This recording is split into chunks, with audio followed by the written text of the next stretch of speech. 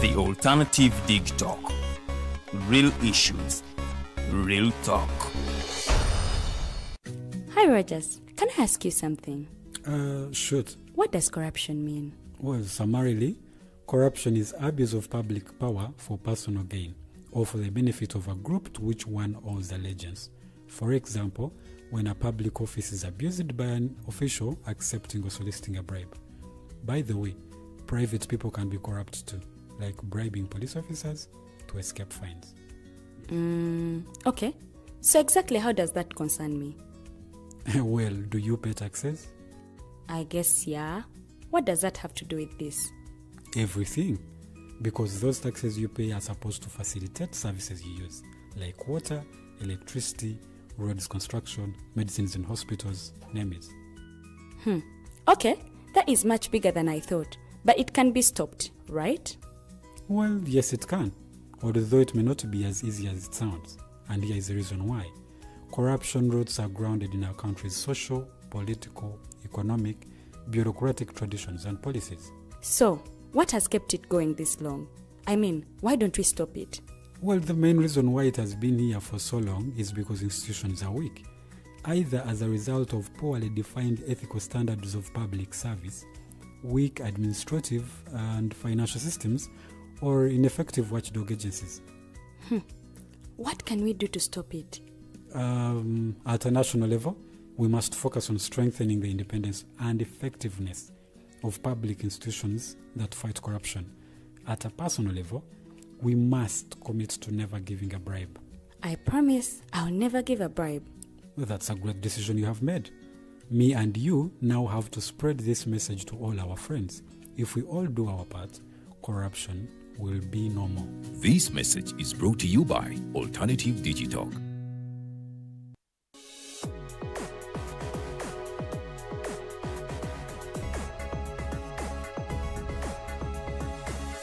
The Alternative Dig Talk. Real issues, real talk.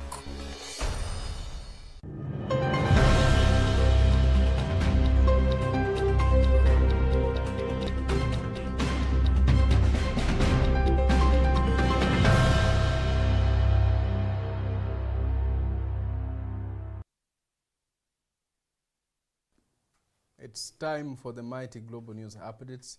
Thank you so much for tuning in to the Alternative.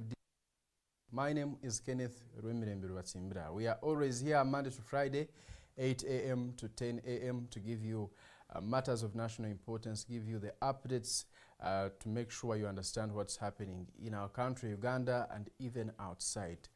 Then after the updates, several hosts and guests come in here to delve deeper into topical discussions that are always based on current affairs. So please, if you love matters of national importance, subscribe to this mighty platform. We stream live across all our social media handles at the Alternative Digital. You can always find us there and subscribe, follow us in order to know more about our country and to learn a lot of things. We believe you're having a good day. Good morning, Uganda. Good afternoon, good evening, depending on the time we'll be watching this show. All our shows are always uploaded after this live stream, and if you always miss our live stream, turn on the notification bell such that you do not miss whenever we go live. We have a lot of stories here in our country, Uganda, that have been hitting headlines since this morning and even since yesterday, and we are continuing to find out more about what's happening in our country, and we have to bring it to you and no more delay. Now, yesterday, President Museveni's legal team filed defense against one of the people who were in the presidential race, Robert Kasibante, who had petitioned the High Court regarding the just concluded presidential elections, which Kasibante, Robert says, it was not conducted in a free and fair manner as expected, that the NRM government, the NRM team led by President Museveni, tampered with the elections and even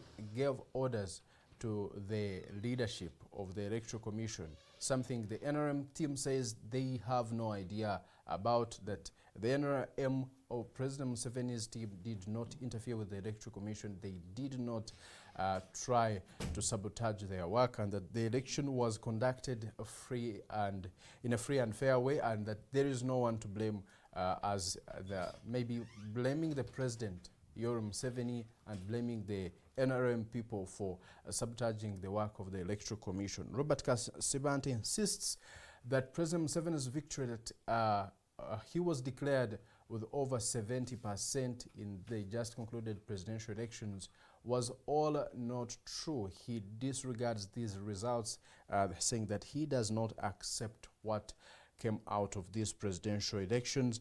And President Museveni has continuously distanced himself from having a hand in any violence that was conducted or that was observed during this electoral period.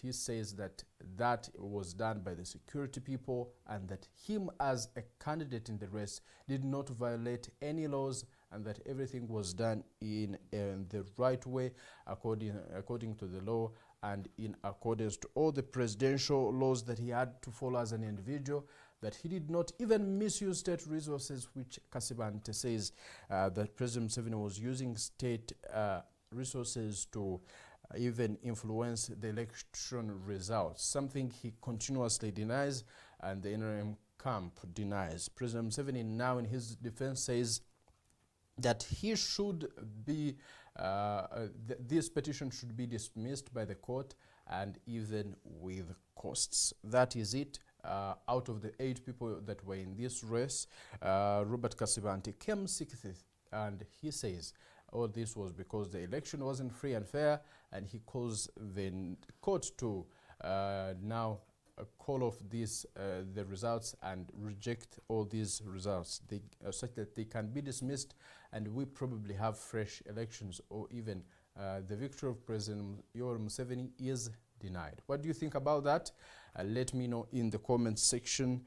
What do you have to talk about it? That is it. The presidential candidate for the National Peasants Party, Robert Kasibante, against President Yoweri Museveni. Now next is Honorable, now the newly elected Lord Mayor for Kampala, Inginia Barimwezo, has said that he has come to serve and not to just promote wars in the city, something he says was one of the factors why Kampala has been behind for so long, and that this time round, Inginia Barimwezo will work hard to make sure the people of Kampala achieve a lot that hasn't been achieved while in the hands of the outgoing Lord Mayor Elias Lukwago. He says he is ready to work for the people of Kampala. He is ready to bring unity in the city and even organize the trade order. He says the Kampala city needs a new trade order, and this will help develop the city, something he says he is ready to even cooperate with those from other political parties to make sure that this happens in the right way and there is no disunity, that whatever will contribute to the development of Kampala, capital city, Engineer Barimwezo will do it. If it requires him cooperating with the people from other political parties, he is ready to do that for the good of all the people of Kampala. He asked them to now come and work together, to come and cooperate for the good of all people in the city, and he urged the people to avoid conflicts that limit development in any area. He says that Kampala should not be divided, but instead be united for the good and development for all. That is Engineer Barimwezo, who won the just concluded Lord Mayor elections between him and other people, including the main who has been who is still the current Lord Mayor, Elias Lukwago. Elias Lukwago accepted defeat and congratulated Engineer Barimwezo, and now Engineer Barimwezo is coming in as the new Lord Mayor for Kampala, capital city. Away from that, Now, the NUP members in Entebbe municipality condemns the SFC involvement in the elections.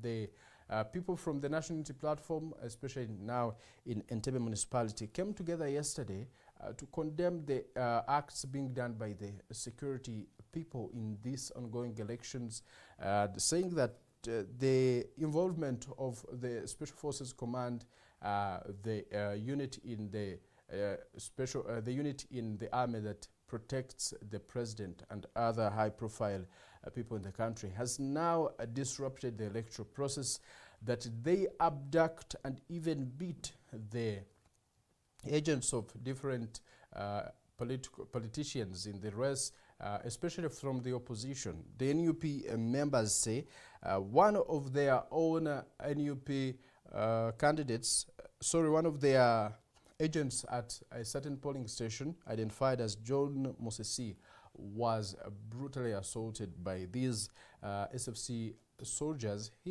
They said now it is time for them to get away from this election, that they are coming in and disrupting every order, and that they are not supposed to be doing that, that they are continuously threatening NUP supporters, including the agents, that some of the documents they are supposed to be having are always confiscated by these very people while doing their work, something they say has greatly affected them. Now, this comes at a time when we are even talking about the petition from one of the people who were in this presidential race, Robert Kasipante, who's petitioned the Supreme Court regarding this same issue that the NRM government denies. And now these NUP people are saying they are being disturbed and their work disorganized by the security forces, especially the SFC.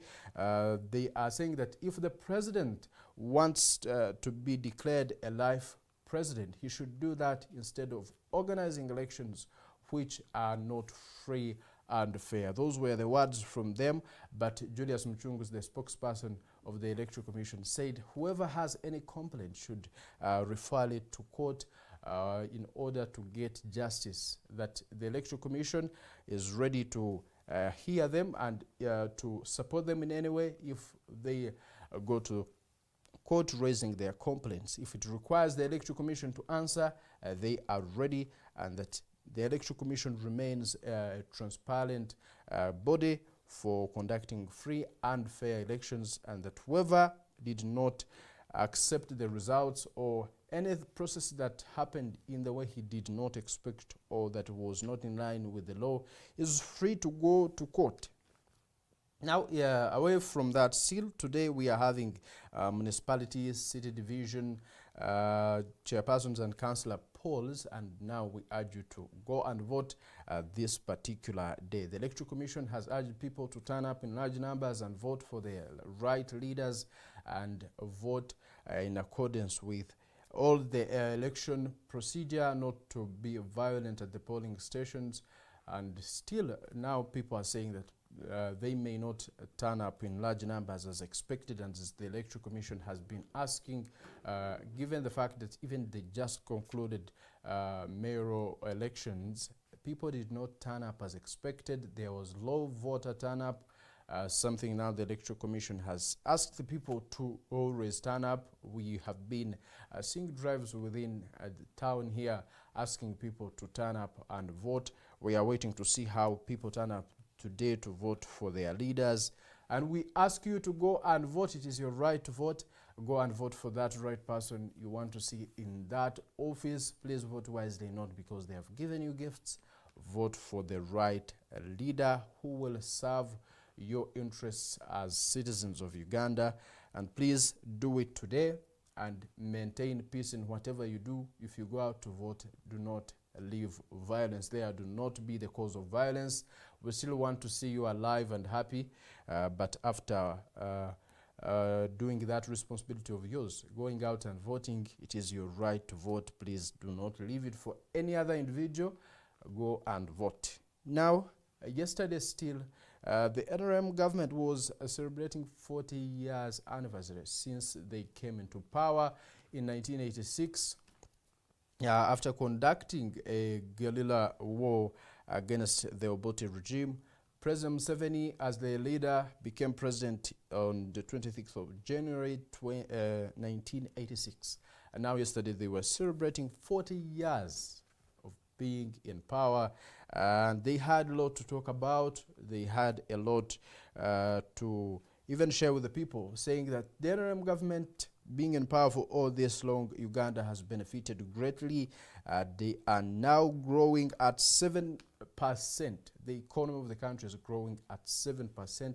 Something President Museveni says it is worth celebrating, that it had not happened before. Uganda was so backward, and he has improved, not even improved in his word, he said revived the economy, which was collapsing, and he has revived the agriculture sector, the industrial sector, that so many sectors have been revived that by the time the NRM government came into power, Uganda was collapsing, was a failed state.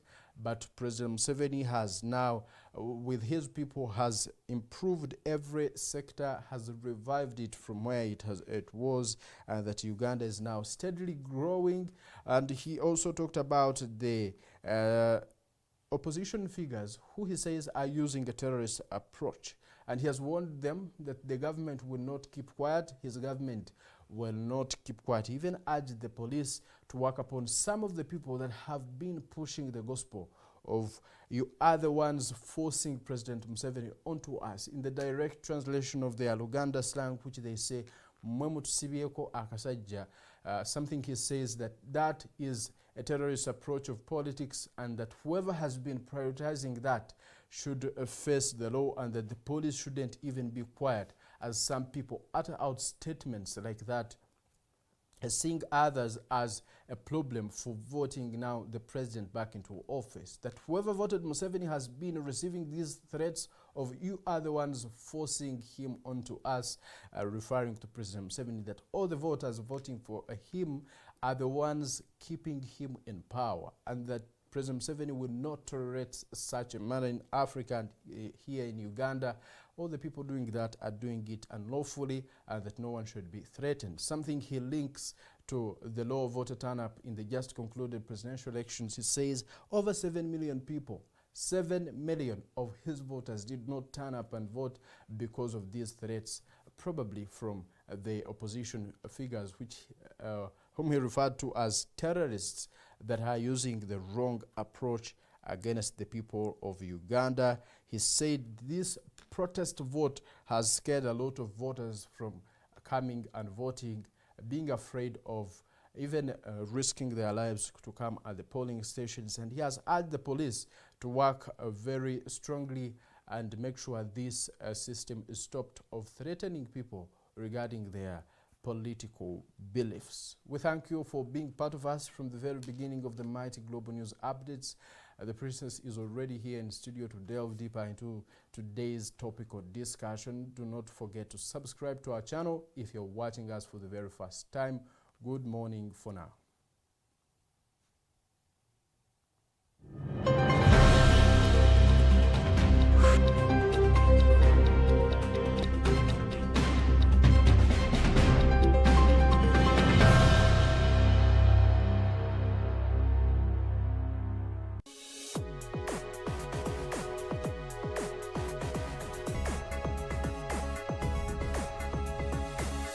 The Alternative Dig Talk. Real issues, real talk.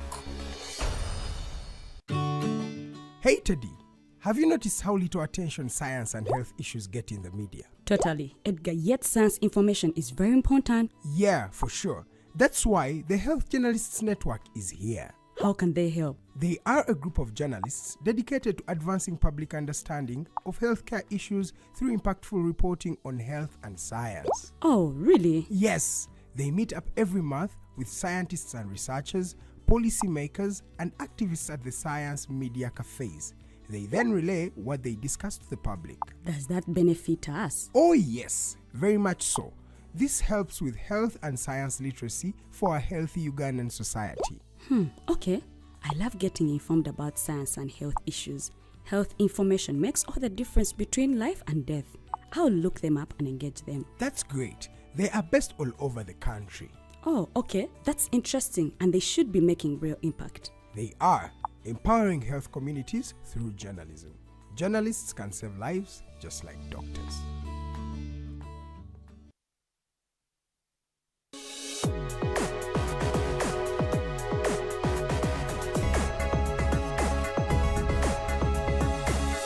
The Alternative Dig Talk. Real issues, real talk.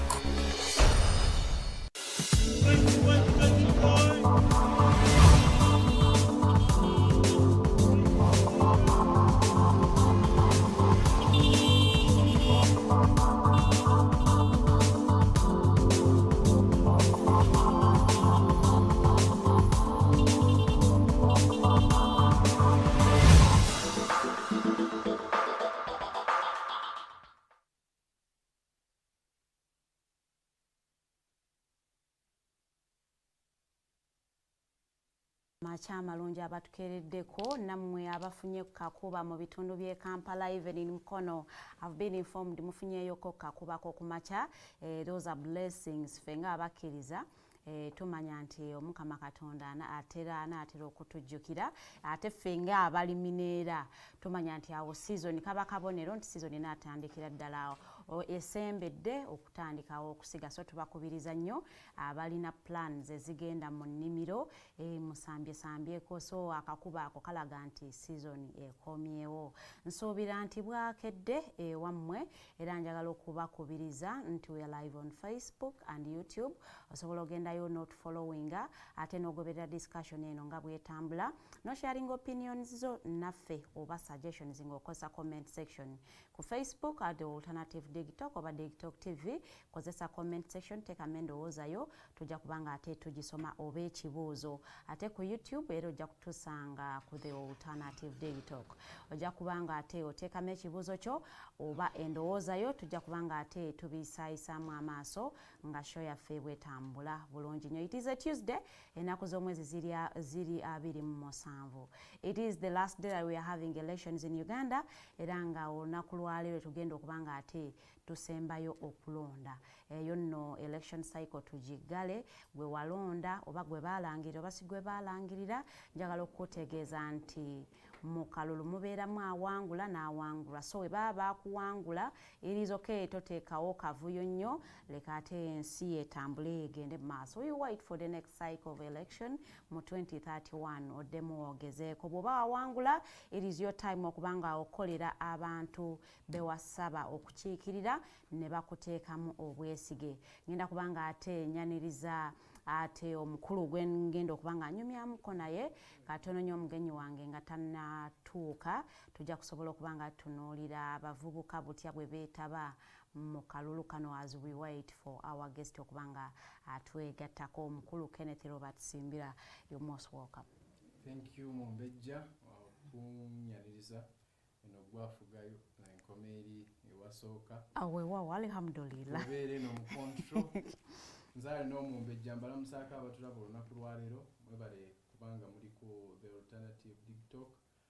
Kyamaanyi kyemukola okubeerako neyanze okunkyaza. Akalulu, how did you followed the elections as it went on? Kuva gye twatandikira 2025 mu nominations, abantu kunoonya kalulu kawe, twalina engombo ya kanoonye, kalonde, kakuume, bwe bakabba kabanje. Kati ate tunatuuka kabanje, njagala tuddeyo eri oyagala okwanguyiriza ebintu wabiraba bitya? How would you summarize this whole cycle of the election that we are actually ending today? Twali tusuubira Electoral Commission yatuwa essuubi lingi mu system empya yali ezzeewo, nga tusuubira n'obuuma okukola ne batulaga ngeri gye bugenda okukola. Surprisingly ate bwe baatuuka ku polling stations ne bugaana ne bwekyanga ne tuddayo ku system enkadde y'enkalala. Naye ekirungi nti abamu ku opposition obuuma obwo baali tebabwesize. So oba it was a blessing in disguise eri baali tebabukkiriza. The members of the opposition. Mu opposition baali bagamba ebyo byonna kodyo bwa kusigala mu buyinza kwa gavumenti obw'obuuma tebujja kukola bifo ebisinga tebwakola ne buno obululu bwe tubaddemu obwakasembayo bwaba Lord Mayor obuuma twalaba nga tebabukozesa. Process y'akalulu yali largely peaceful newankubadde twalina bingi byetusuubira twali tuwuliddeko ku nkola ya protest vote nga twesunze kulaba bwene etambula temubeera ku polling stations bali mubeereko so twali bingi twasuubirangawo bingi mwasuubira okuguguba okw'abalonzi abagenda osigala bakuume akalulu bafaayo nnyo ndowooza oba ku bulamu bwabwe okusinga ne bavaawo twawulirako reports ezimu nti waliwo basigalanga naye ab'ebyokwerinda ne babagamba baveewo naye obuzibu obwaliwo nti twali mu internet shutdown nga tosobola kufollowinga bulungi kugenda mu maaso ogenze ate tetwalina capacity egenda mu buli polling station n'okutambula ebitundu ebimu kwali limited nga abantu batya ne transport means nga zitya fenze wenali nga security ali second floor kwennyini security yali gulugulu munda agina nensigala ewange nga neggali so oli kwabo abatalonda abatiisibwa deployment ya londa kubanga nali mpulira nga siri safe kutambula kutuuka polling station gye nnondera on that day ate nga bannamawulire tosobola kutambula kugenda up country n'osula n'ogira so tulina okugamba ensi ekigenda mu maaso mu ggwanga naye ebyava mu kulonda ffenna electoral commission yalangirira essuubi ery'abangi bweriki bwe lyali predictions z'abangi zaali zigamba President Museveni kuno agenda kuwangula indeed yawangula predictions z'abangi zagambanga nti mwami Kyagulanyi agenda beera wakubiri mu race era still bwekyali nekijja bwe kityo predictions z'abangi nga bwe bapredictinga mu results zino era still bwekyatambula newankubadde yasurprisinga ndowooza yali Bria Frank yali omupya mu race but n'abaali basuubira nti ayinza okusinga kunyagwa so kyenjawulo ekyaliwo naye bano batopu nga bwe twali tusuubira bangi okusinziira ku byali ku ground twali tulaba nga ekintu bwe kigenda okutambula just wano ku final session we tulaba ebingi ebitakyategeerekeka amaka ga Kyagulanyi gazingiddwako ab'ekwerinda omukyala bwayogera omukyala n'agamba bamenya enju ne bayingira ne bamutulugunya then ne Kyagulanyi okuba nga alira ku nsiko tali wakawuwe so wewakyali ebyokwebuuza bingi kiki ekinaddako tuvudde mu kalo twalisuubire nti it's normal business naye we see a lot happening now so we can't predict kiki ekiddirira. On that note, njaga kukubiriza bannayuganda okugenda okulonda olunaku lwaleero. Please go and cast your vote. Actually, deployment yakendeddemuko kati ekyokwekwasa nti abasirikale bayitirivu nnyo ku polling stations kyavuddewo. So please go and cast your vote. Genda olonde omukulembezeewo anaakukiikirira anaakuleetera ebiteesezo eri ababivunaanyizibwako basobole okuba nga ate bakukolera ensonga eyo gy'oba oyagala. Njaga kukutegeeza mukulu Kenneth Robert Simbira nti abakitongole ekya Electoral Commission bavaayo ne bategeeza nti Uganda erina eligible voters 1,000,000 n'obutundutundu 2,21 n'obutundutundu obugwako. Unfortunately abantu abo as compared to ku bantu abacasting akalulu obwafa n'obwo invalid ne valid abantu 1,011,000 be balonda. Kati kiki what brings about the low voter turn up mu kalulu? President Museveni mu updates twogeddeko katono yagambye abantu obukadde 7 ne NRM erina register yaayo n'abalonzi baayo yatugamba erina abalonzi 18,000,000. So kati President Museveni yafuna 11 yafuna 10,000,000 so yafuna 7,000,000 yagambye 80 n'aludde agamba yazongeza ddi yafuna 7,000,000 so yagambye waliwo abantu 7,000,000 abatalonda ng'ate balonzi ba NRM ba members ba NRM n'agamba akyabagana okulonda opposition yateekako nnyo enkola ya protest vote neekanga abantu mwemukuumidde wano akasajja so mbu ne batalonda. I think ensonga ziri bbiri brief zenyinza okwogerako. One, abantu obutaba na ssuubi mu kakiiko nti kajja kujjayo results oba n'abalala okuwulira nga tekyetaagisa kulonda. I think those are the two major reasons. Wow. Omukulembeze w'eggwanga olunaku lw'eggulo yabadde nga bali mu kukuza bali mu bikujjuko eby'okukuza emyaka 4 nga bali bareetinze nga banunudde eggwanga Uganda n'agamba awulire statement mukisibyeko akasajja omusajja eno nja kubategeeza nti President Museveni eyo si nkola ye y'okubeera n'entondo simanyi oba engeri gye twakakuza emyaka 82. Anyway, good morning. Omugenyi wange aneegaseko mu studios tugenda kuba nga twogera ensonga za elections by incumbent okuba nti bagiddwayo bangi nnyo ate ne relevance ya celebration za Liberation Day whether it is still worth the amounts of money eziteekebwamu. A very good morning Mpumula Mukoka tono nnyo tekomawo.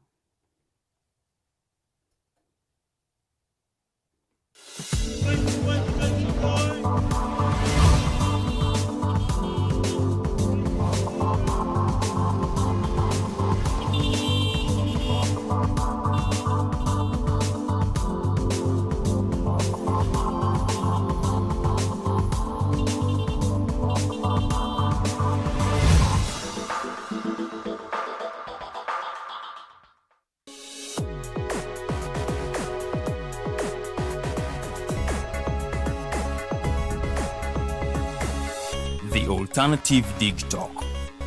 Real issues, real talk.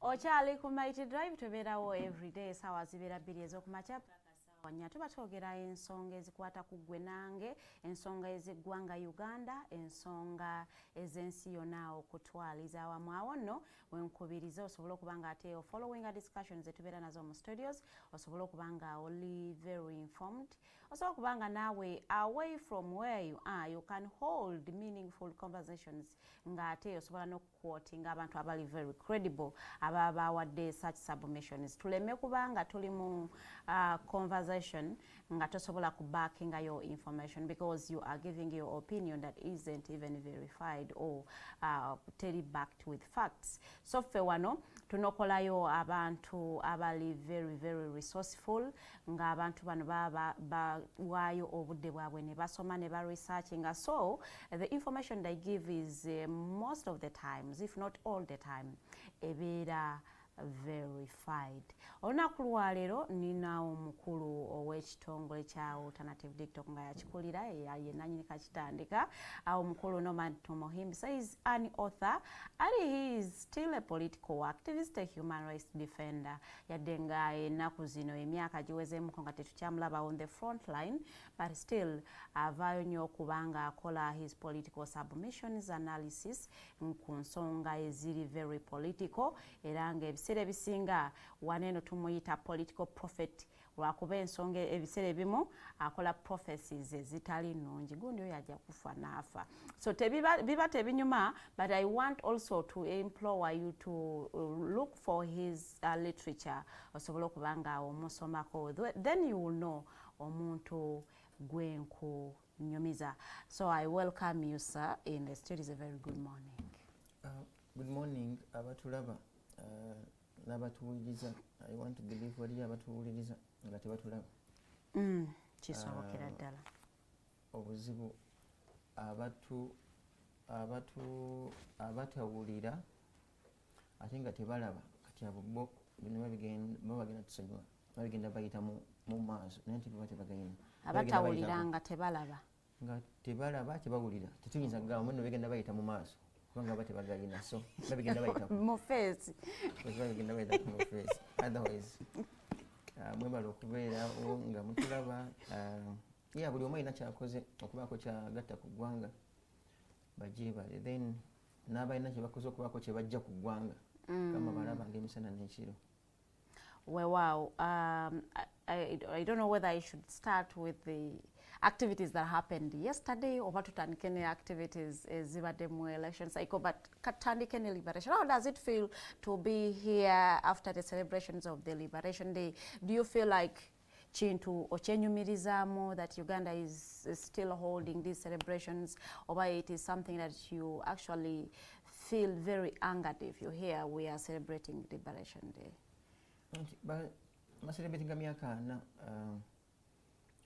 ana, I think for me omuntu oba wamazima agamba nti waliwo oba ebintu sina buntu ebituukiddwako as a country, then ebituukiddwako by individuals, n'ebyonooneddwa oba ebyonoonese as a country n'ebyonooneddwa as individuals. Kisooka kya byonna regime yonna nga bwe bajja bw'olaba ka video abaali bacacyanca ne Bukadogo ne baani oyinza okusanga ng'ebitundu nga 6 oba 7 bonna bafu kubaali ku parliament nga bajaguza nga welcoming a new government. Nga welcoming a new government. Bw'oba oyagala okugenda in depth mu statements z'omusajja mukulu byayogera, the key words was to say this is not a mere change of guards. Si just kukyusa bakuumi guards. Eno nkyukakyuka ya mugundu. Mugundu is fundamental change. Ebyo statements be again na highlighting alakwa statement kati yafuse common netutama ensina kyakola kubanga yajogera zino jo okugireeta mbu n'ekizibu ekiri mu Africa bakulembeze kulwawo kati alina kye yasigaza mu mutima byalabanga obukulembeze bumuwoomedde n'akumala gamba si kulwawo bulwi kokka kasaba nga tebabalonda kati awo naleeta disclaimer n'ajongeraku kati ntambuliraawo. Era bw'ogamba of course mwibadde omyaka 4 omulaba nti naye ayengedde mukyala we nga bwe bajja bambi bonna kakiriki nga bwe akaddiya nati n'ettooke bwe likula kati oliyengera kati okozesa metafa y'ettooke president wa kuno aba ayengedde ate omuntu bw'ayengerera ettooke bwe liyengerera lifuuka lya kyenvu bwe liva mu kyenvu ate livunda, and that's the law of nature. That's why some nutritionists bakugamba as human being when you eat you cook yourself, the body cooks itself. That's why omwana bw'azaalibwa omubiri gwa nagwo gwa njawulo kati fe wano gugenda nga gufaana nga bwe guli gugenda gwefumba buli lunaku gwefumba, so end result ekubadde nga okujja to get cooked is when you die. So the president ne kirike nga bajja they are in a process of now getting ready okujja because they are being cooked. So these 40 years have cooked those people. Naye mu kubafumba era n'eggwanga lifumbibwa nayo balifumba batya mu kuba nti omusolo either gweyongedde n'abagubba ne beeyongera kubanga kati ekyokubba kinene weekiri kingi kiringa obanga olina akakapa nga bakama ekikopo kimu kakapa kayinza okukwatibwa ku nsonyi ne kajja ne kamirako omumiro gumu ku mata ogwekyanzi kati kakapa bwe kajja ate mu sitowa ne kasangamu ebyanzi nga 8 nga bijjudde kayinza okagwamu awo n'agamu ne gayiika ate ne kayita ne bukapa bunnaabwo ne bujja mwategedde enebyokulya bingi amatanga mangi obusanga buli mu kugabbira ddala. So ne wano bwe kiri nti omusolo bwe bweyongera bukapa obugubba ne bweyongera butandikiramu ku local government n'obusanga bukapa obumu buli mu parliament because ekyokubba ate bambi nekitukwasa ensaalwa nti nannyini nnyumba olw'okuba nti ebyanzi bingi ate naye ayengeredde bambi olumu tategeera tasobola kutegeera nti waliwo ekibbiddwa oba ekyonooneddwa baguyita musinde ogw'ekigere nakapa bukapa buno gamba akanga nako ogwokubagamba tajja tukwata kati asobola tugoba ne busigala nga bukola ki because takyayina maanyi nga luliya tekubaga musinde bategeera nga kati buno bukapa obubbi bwategeeraga kati nyinimu azze mwali naye kati oba mwali oba tali bweyongera kubagamba mukakkane kati buno bukapa ofuusi obeeramu ne bamama baabo ne batata baabo kati obutandika okubba ne bumuyanga bagamba jjajja mukulu ayingidde omusirike musirike temudduka naye musirikemuuko nga busirika kati let's politicize na scenario yo tugitekere ddala mu politics bukapa kati ekizibu ekiriwo ekyekino in this essence bwe buliwa abakufe tebatondebwa kuba nti buli omu alina tutegeera lwakuba tugezaako bambi okwekakkanya babitegeere tuse nti bukapa are the corrupt and untouchable eyandibadde nga nnyinimu weeyo store ye mukulu Museveni ne gavumenti ye nti olw'okuba ayengeredde mu myaka nti wamu takyalabawo buno obubbi bwakuno bwe butuula mu gavumenti mu kittavu kyaffe ng'eggwanga bamanyi tenakyagenda bakola kubanga akaddiyidde n'emisinde gye tebakyagiwa kitiibwa unlike 20 oba 15 years ago era gino emyaka 5 nga bwe mwagimwongedde mmwe yakukumbya akalulu ebusogaawo nerwengo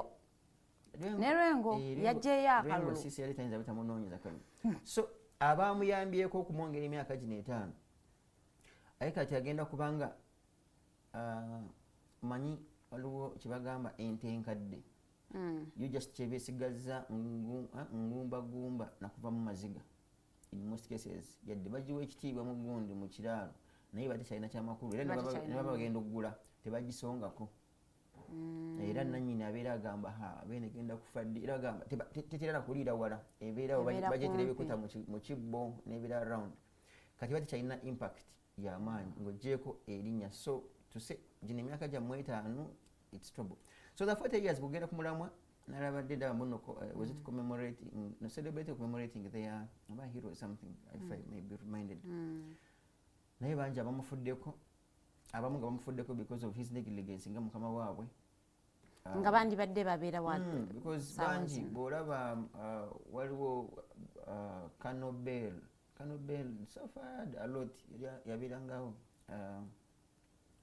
eggaba amawulire gamuwandiikako pe Kano Kashiringi tata wono this prominent lawyer Kanso Kashiringi died a very miserable death nga bamulaba bamitanyuma nakulaba oba nakureferring account nno yaliko munsi baleta government Sejjusa yendowooza lwakusoberwa ndowooza erinnya lye yanitaddeko ati nejjusa kubanga ye bulijjo abadde nga akyusa amanya yali tinyefuuza mu Lunyanka kitegeeza Sejjusa n'alikyusa neyefuula Sejjusa naye ku nnaku gy'aliko ne gye yalabako Museveni gyamulabya nibadde agamba ninyefuuza oba nejjusa Dr. Besigye ye naye akusobera era kandi kyemanyi naye mu mutima alimu ninyefuuza naye nze kubanga alina mu mutima ninyefuuza nga yejjusa okugoyinga against mukama we no okuba nti ono omusajja mukulu but back in the day was young nti yabawuddisa n'abagamba baali bajja kuleeta a fundamental change era n'abagamba you guys fe tetugenda kubeera mere change of guards mubbo kyobola balina ennyimba nga nnungiawo there are so many songs akweddogozi lyange olumu nabadde mbateramu awo waliwo obuyimba obwensikaawo nga bagamba mu fellow combatants and comrades in the struggle our country Uganda must be free so bambi ng'owulira bayina naye eddoboozi lyoliwulidde ndiwulidde tujja kukola logi so ne bamentioninga amanya bambi comrade so and so they shed their blood to ensure that Uganda is free so these souls egyo emyoyo gye giri kyemanyi gyabadde awo ekkololo nga embweyaga ekuuta kyobola bakakuba kabadde kaludde ne katonya emyoyo minyiivu kubanga naye ate enkuba tereraga busungu enkuba gisobola okunyiiga negigamba nejagala kyaka kyali kimanyi event ya leero nga gyagala jja kulya enkuba kumbe bayiseemu dda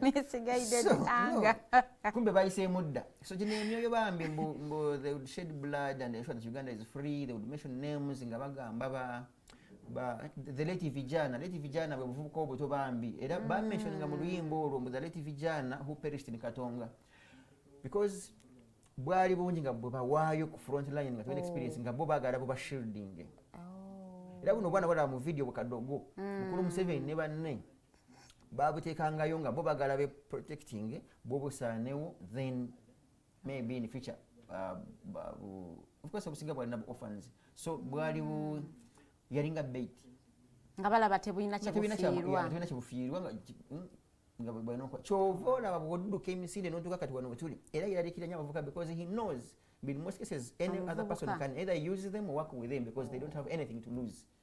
They don't have a family. Talina family, talina ki no kati abako nono waki balina ku bazadde ne bobuli ekisooka kya bonna ye agamba mbobote ne UNLA yabuttiranga bazadde ne beera bu orphans so nga tebulina wakudda, era abamu ne bakugamba n'abayekera abamu bennyini battanga bazadde bo because that's the law, that's the law of, you know, ate bazadde bo ajja kugambe nti bali be babasse jangu tugende mu nsiko. That's one theory. The other theory nti bazadde bo bakolagana n'obote kubanga era obote bwe yattanga abazadde baabo n'obulokolagana n'abayekera, it is also possible nti n'abayekera batanga abazadde baabo olwokuba bakolagana n'obote kati ne bubanga tebulina kyakukola nga baziika, I think bali baziika Rurangaranga.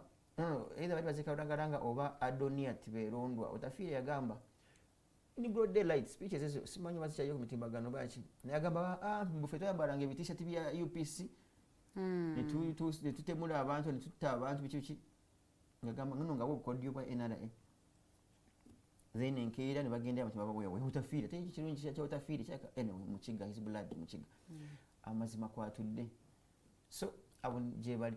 So in summary, bambi the 40 years, mulimu bingi, it's a cocktail. Some good things, bad things, then so good things to that clique.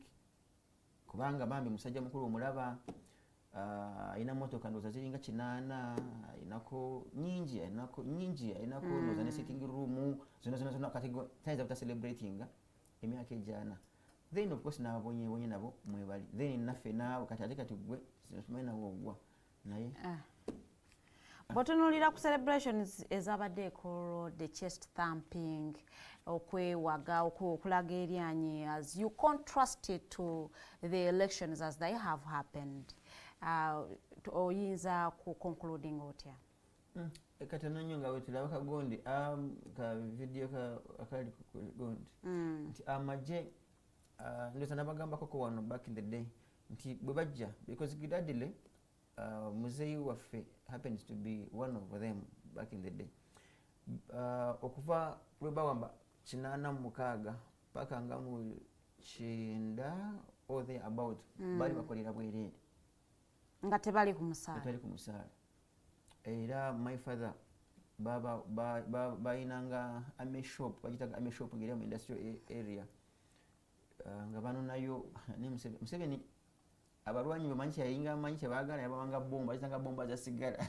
yabawanga sigara n'abawanga amanda ensawo y'amanda later alone okay n'ebijanjalo n'akawunga ne bakatanga kagalani akabutto ngeri ku USAID erino ffe tibona tuluddewo kubanga myaka na by the way nange ngaweza so yansanga n'emyezi nga jijo you get so watandika ne government yansangawo nga tulina kyakukola naye tetwandizalira mu government yaabwe so bami nga bakolera bwereere era batandika okuba bakutusaala later alone but that shows nti balina conviction gumanyi okubudisa abasajja bakulu nga balina family because muzeyi wange eri alina family nga mufamily alinamu ne Norman nga Norman nange nalwadde ndi ku bibulu band but then one wonders nga batya care of their families Chechiri nti at first the president had convinced them bambi they had that patriotic heart and reasoning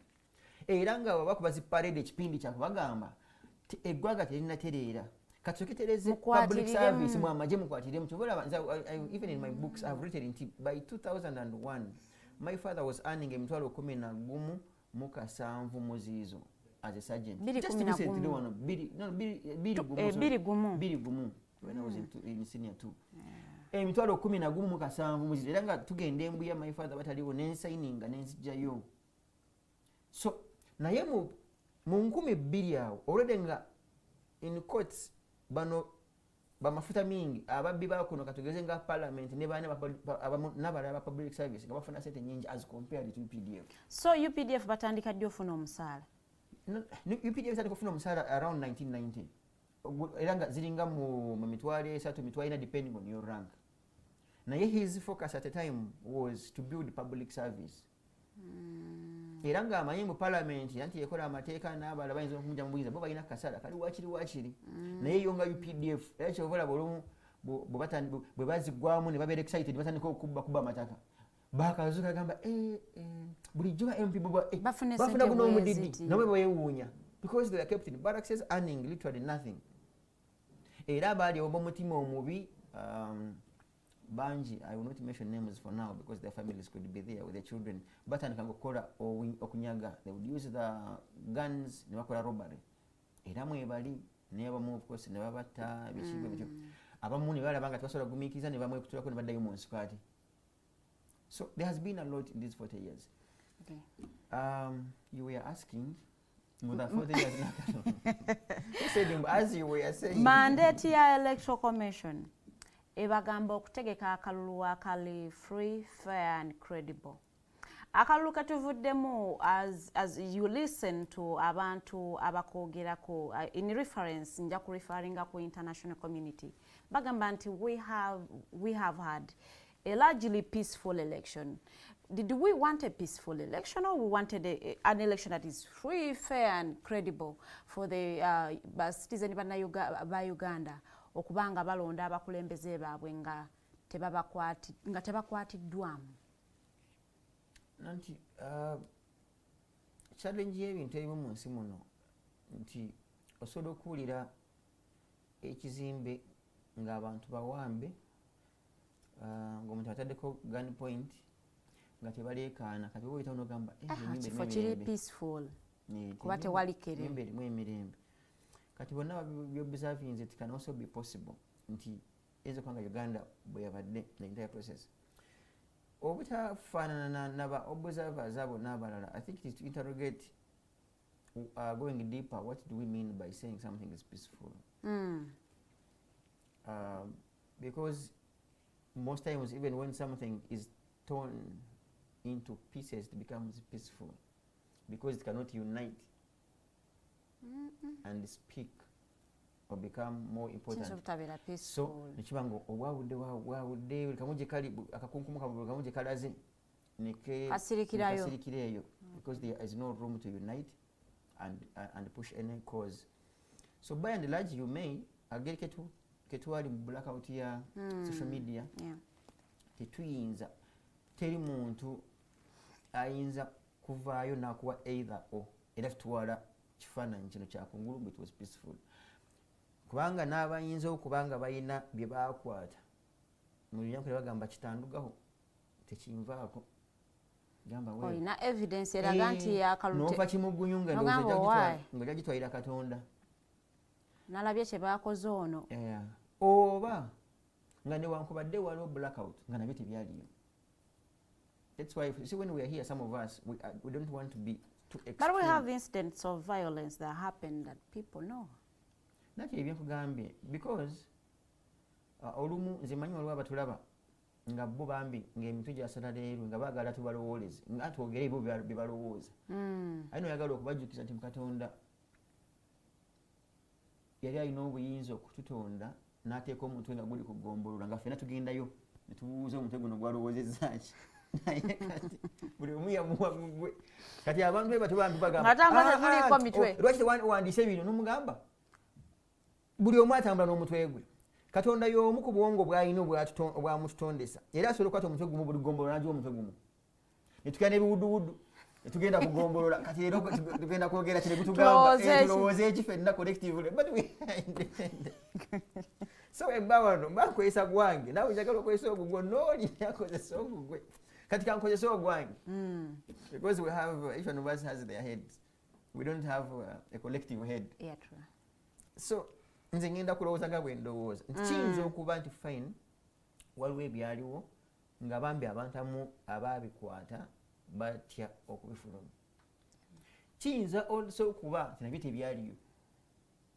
Kiyinza okuba nga bwogerageranya ku byabaawo nga for sure if you believe in ensi bw'enotambula nga byalina kubaawo ate ne mugenda mu maaso because there are some countries nga nakalulu tekabaayo, there are some countries nga bwe kabaayo nga bagenda kutta abantu oli kumpi ne mu 10,000 whatever it is. Okay, let's use even an example of this lady. Surprisingly omukazi wakata mu buyinza alina engeri gyabwewulira suluhu tagambwako ndowooza talina wayinza kunonawa nti abafaawo nabo bangi. So bw'oyagala okukozesa some of those countries as yardstick you would say wakiri ng'omu by'omweru nti ewaffe tebafudde nnyo naye ate wandyagadde nako kanaka tebafudde nnyo oyinza okukoogera olwokuba tisigwa afiiriddwa olwokuba temuli waafudde naye bwe mubeerawo wo kati ye ekivumbi ne bannaawo bebama nti kitegeeza mu ntosa kugamba abantu bafudde nnyo. So but at the end of it all the country must move forward. That's for me, that's the bottom line. Board of Electoral Commission basajja batemakazi batu sometimes you lose what to tell them and talk about them. Maybe they had a goodwill to do what their mandate calls for, and maybe the goodwill was mwagala nnyo okwekwasa sitaani ndoza naye waali abeera naye abeewuunya buli kimu bibiri sitaani yatuyingirira ne byabatabaddemu kyayika awulira buwuliza erinnya lye dimension ayinza kubanga yabayingirira sitaani n'agwa the goodwill n'agwa mu kamashini agenda okatuukamu nga tekakola ne bagula bumashini obutakola. Simanyina oba muwaliwo emyoyo giri gye tubadde twogerako eminyiivu ejagaana mu mashini okola ejagira mu mashini bugaana okukola but gladly waliwo hard copies are register abantu ne balonda. Now one asks bu machine register kyekyali kisobozesa akalulu okubanga kali free and fair register. It's either way. For some reason nze always I tell people nti mwagala Africans twagala nnyo okubuukira ebintu ebimu nga tunabeera ready. Kati mukwagala okufuukira waba waabuukidde ate n'ogwa mu kinnya. Bintu bingi nnyo byetubuguuta nnyo okukola mutwagala obikolera ku online ne bigaana okukola. For example, courts zalaunchinga okufilinga petitions n'emisango biki online.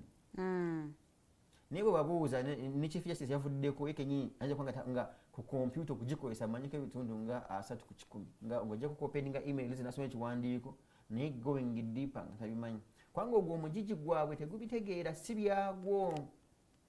So naffe abantu tubadde nga tugenda okubuguta nako president ng'agamba mubaga I think bawa some lady n'obumese musenero n'obumese bwe babalaga n'obumese bwe bwaddawa bamuwako okusaba mane nga bagamba muno mbu nga waliwo bagezigeza mubakose simanyanga kyali kizungirizi ojjukira kanti omuntu awo ne bakayiyayiya ne bamubba. Kati ne tubabuuza ebizibu bya Uganda byeyina at a time. For sure ekizungirizi kirekere China ne America bana bina byagala mukole MOU babeeko babawa for now gusoko kosa president kutaka wakyakula emi potholes oli wepampalika ku kizungirizi. Do first things first not in bad faith. Tetwali ready. Era wandikitandise mpola maybe bu machines zo ne wetandika ne electoral colleges kubanga zo ntono n'olaba as an experiment. So ogendo kilonchinga ne excitement mwensi yona kigenda okukozesa nga for sure you are sure mukigenda kukola. But of course you know these colleagues abatambula munagenda Europe banalaba amawulire nga Trump alina kyalo kigamba kiwono kijja kukola because now one wonders bagenda butugabira kugombola bana babuzanyisa otekekamu ebigalo babinuune kati bugenda kola ki buddayo mu ate butya situzagenda nanti. So then kati awo omuntu weyeebuuliza naawe goli ki nyinza okuba nga siri kubeebuuza nga toli muntu nga ndi muntu nga siri kubeebuuza so tozagala oteeka mu gurupu weesiri tugala kwebuuza kati kebuuza nati buuzaazi kati gamba omuntu wakubuuliza bwe tukubuuliza. Ensangi zino EC ebaddenga very intentional ku kweyogerako erinnya lyo as the Independent Electoral Commission. But when those machines failed, everyone waited for they anticipated kiki ekiddako and fortunately we saw Justice Byabakama nga avayo ku addressing eggwanga ng'agamba nti kakati machines banaye ziganye tukozese ki voter registers. But what is surprising is seeing the president who was a candidate saying I had to order bakozese register. Kati awukiraga does EC still has the grounds to say they are independent? nga candidate yali part of the people abali contesting could still make orders and EC eveyo kugoberera such orders? In the law, it's what we call the law and fact, of course, and the reality. What I want you to know now, Tulaba, Kurupapura, Electoral Commission is independent. That's what the law provides for. Era totambulange eyo ng'omendeka chai no gamba tebali bali because on paper chekiri Kurupapura. Ebikolwa by'okuba nti babeera bibawula ku kigambo kiri okuba nti bali independent bati bali. That's the law and that's the fact. Chekine ku ground. Era sagala ne bannayuganda babuzaabuzibwe nti mukulu Museveni oyinza okumujja mu by'okuba nti asobola kuba nga bawa orders. Kubanga etteeka lyammwe muyina Presidential Elections Act ne the entire constitution tewangayo mwaganya nti mukulu omuntu alibeeranga president alibeera purely a presidential candidate nga si president. Eyammwe he's both, he's fused. Asigala akyali president. Asigala n'ebikonvoyi byakyabiina SFC akyagiina nga ye president nga te candidate. Tukinenyeza byabakama. Byabakama yalisangawo etteeka nga akyali prosecutor. So yagoberera tteeka. Era okumanya ensi ekusobera byabakama teyakubira candidate, byabakama yakubira president. Byabakama calling a gentleman by the name of Museveni yali akubira President of the Republic of Uganda for guidance. He was not calling Museveni the candidate. Ngera bamwina mmwe simanyi lwa Kyagulanyi. Ngawe mwina Bobi Wine ne Kyagulanyi, mbo olumbo Bobi Wine abuza Kyagulanyi, bu Kyagulanyi tukole tutya. Bobi Wine agamba mani, Kyagulanyi agamba sajja ajja kuvaawo. So the Museveni is 2 in 1. Bobi Wine ne Kyagulanyi also 2 in 1. So Byabakama was not calling Museveni a presidential candidate. Byabakama was calling Museveni the president of the Republic of Uganda for guidance. Because that's what the law provides. Well, away from the Byabakama saga. Bwakubira Museveni the candidate. Museveni the candidate n'agamba mutugere tulonde. Kati Museveni the president n'agamba Byabakama mukoyese eki? Voter register. Akalukwe kagwa something. Museveni the candidate n'agamba he would investigate lwaki ebintu ebyakozibwa era akyali president. President yagamba ku investigate. President yagamba agenda ku investigate gaha. Kati ate Museveni the candidate nagamba akalu kano kanibadde kanyuma nnyo singa mu machine bwakola. Now what he was ideal. Singa constitution yali wa Museveni, okay, omuntu ali mu kulembeza okuba nti asigala ali president. Commission yali egenda kufuna olukiiko olw'amangu, just an emergency meeting. Nga esinkana ba candidates bonna to have a stand, an anonymous decision eyaba candidates omunana. Naye olw'okuba etteeka si kiki eriragira ono era alina kwebuuza ku Museveni the president era bamuwa clearance tukalonda. So ekitegeeza electoral commission tesobola kukola independent decision nga terina gwe yeebuuzizaako. By and large, yes. In regards to their mandate, because bali bakola mulimu gwabwe as they are mandated. That's your boraba. Kugambye. You see, nature ekigambo kya independence, it is overrated. It is highly impossible for any specific institution to be as independent. There will be one moment where you must consult for guidance, where you will seek support. Nti era omusajja ajja kuva wano commission ogiraba teyina ssente okimanyi munno egenda wanita amongo nefukamira nesaba ssente mu parliament abeebaza gavumenti okubanga yabawa essente nebasobozesa okukola emirimu. So it means nobawa as approving it olumu naawe mu bwa independence bwo wayinza okuba nga obadde olina byagala okukola Anita ne parliament nebakugamba kino mukijjeemu kino temukiteekamu kino mukiteekamu. So is it your independence compromised? It does. Naga kino kibeerewo ekiti nibagamba no tokola bwe. So back in the large twandibadde even in our non-independence tubenga the stakeholders bonna babenga mu byonna ebigendererwa byabwe nga bikuyambako okutuukiriza mandate gye baakuwa. For me that's what would be ideal, but saying an institution can fully be independent, bambi bulimba. That's what it's that's what is ideal. But it cannot be. It cannot be. But if you can't be fully, at least be 90 independent. But so anyways, nga tuvudde ku saga eyaliwo mu ku lunaku olw'okulonda, njagala tutunuulire ku voter turn up. Abantu abajja okukasitinga their votes era tanapu y'abavota oba y'abalonzi yali wansi. Gwe mu kutunuulira ensonga nga bwe zaali ne situation nga bwe yali, what could have led to the low voter turn up? Ate nego walonda nalonda lwakuba ka inki kavaako nze nanti nakola enjala ne bakasangula manyi nondera wali Lubaga nze nakeera ndika amafuta gange ninga nenonda nenkomawo. And these are things benalaba mu queue. Ab'emyaka gyaffe nga si bangi nnyo abaddakaawo. Emyaka gyammwe ab'emyaka emeka? Baana plus 40 plus. Kati bano abaalimu abalala be bano abaana ababeera n'ebiviiri mpulira mu muyita muno byangwe. That chair. Kyangwe. That chair wa mushakodi chair. Kyangwe, just say Kyangwe. People know that here. So abaana ab'ekyangwe bali banyingira owire Kyangwe kikuyita mu nsingo muno nga mugule tugende tulonde ekyali awo nalonde. So awali banji. So Kyangwe is between what years? The Kyangwe that I saw was between 18 to maybe to 30 or thereabout. 18 to 30. Kati niwabeerawo abakadde bali bo banalongo salongo myaka nkaga plus naye nga bagumu nga mulayini. Kati nga ab'ekyangwe baleekaana bano abakadde tebaleekaana. Ffe nga tetuleekaana ate tetusirika ba myaka 45 mwogera but si nnyo naye ekyangwe nga kizibu.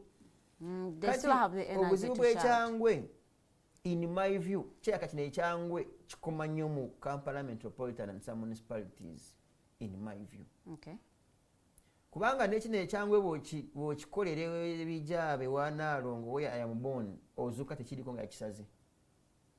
Era bw'otandika okweteekamu okwepampaliko okuza ekyangwe era kali wakiri wekakana oli Masaka kiyinza obutawangayira nnyo mu byalo. So that shows nti these numbers ez'ebyangwe, okay, of course now that's the analogy tukozesa oba metaphor nti bali mu municipalities and the Kampala metropolitan some of cities and trading centers what town councils. Kati omuntu akubuuliza nti bangi nnyo era balina consistency ebeera mu line ne balonda kubanga nze nga tebannawa order mbutulondere ku voter register abamu kuwaasiwaasi abaana abo abasinga batuuka ne bavaawo. Tetumanyiira abamu nga balina buguzi boda bwagitokosa bwakola enkyungwa kutandisa okulonda naddayo. Kati omuntu yeebuuza bwe yakola enkyungwa ne bagamba tetunatandika bwe yagenda yadda. Challenge weva nti voter turnout eno erina okuba nga eri analyzed deeply. Waliwo okuba nti basooka because ku makya nze natuuka balondera ssaawa 12 n'eddakiika nga 4. I was one of the first because I wanted to see what happens.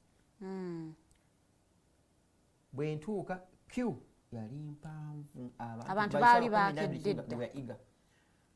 So that cannot be a voter turnout okuba nga yali wansi. They came. It's a voter turnout but also withdrew. Banjawulo n'abatajja.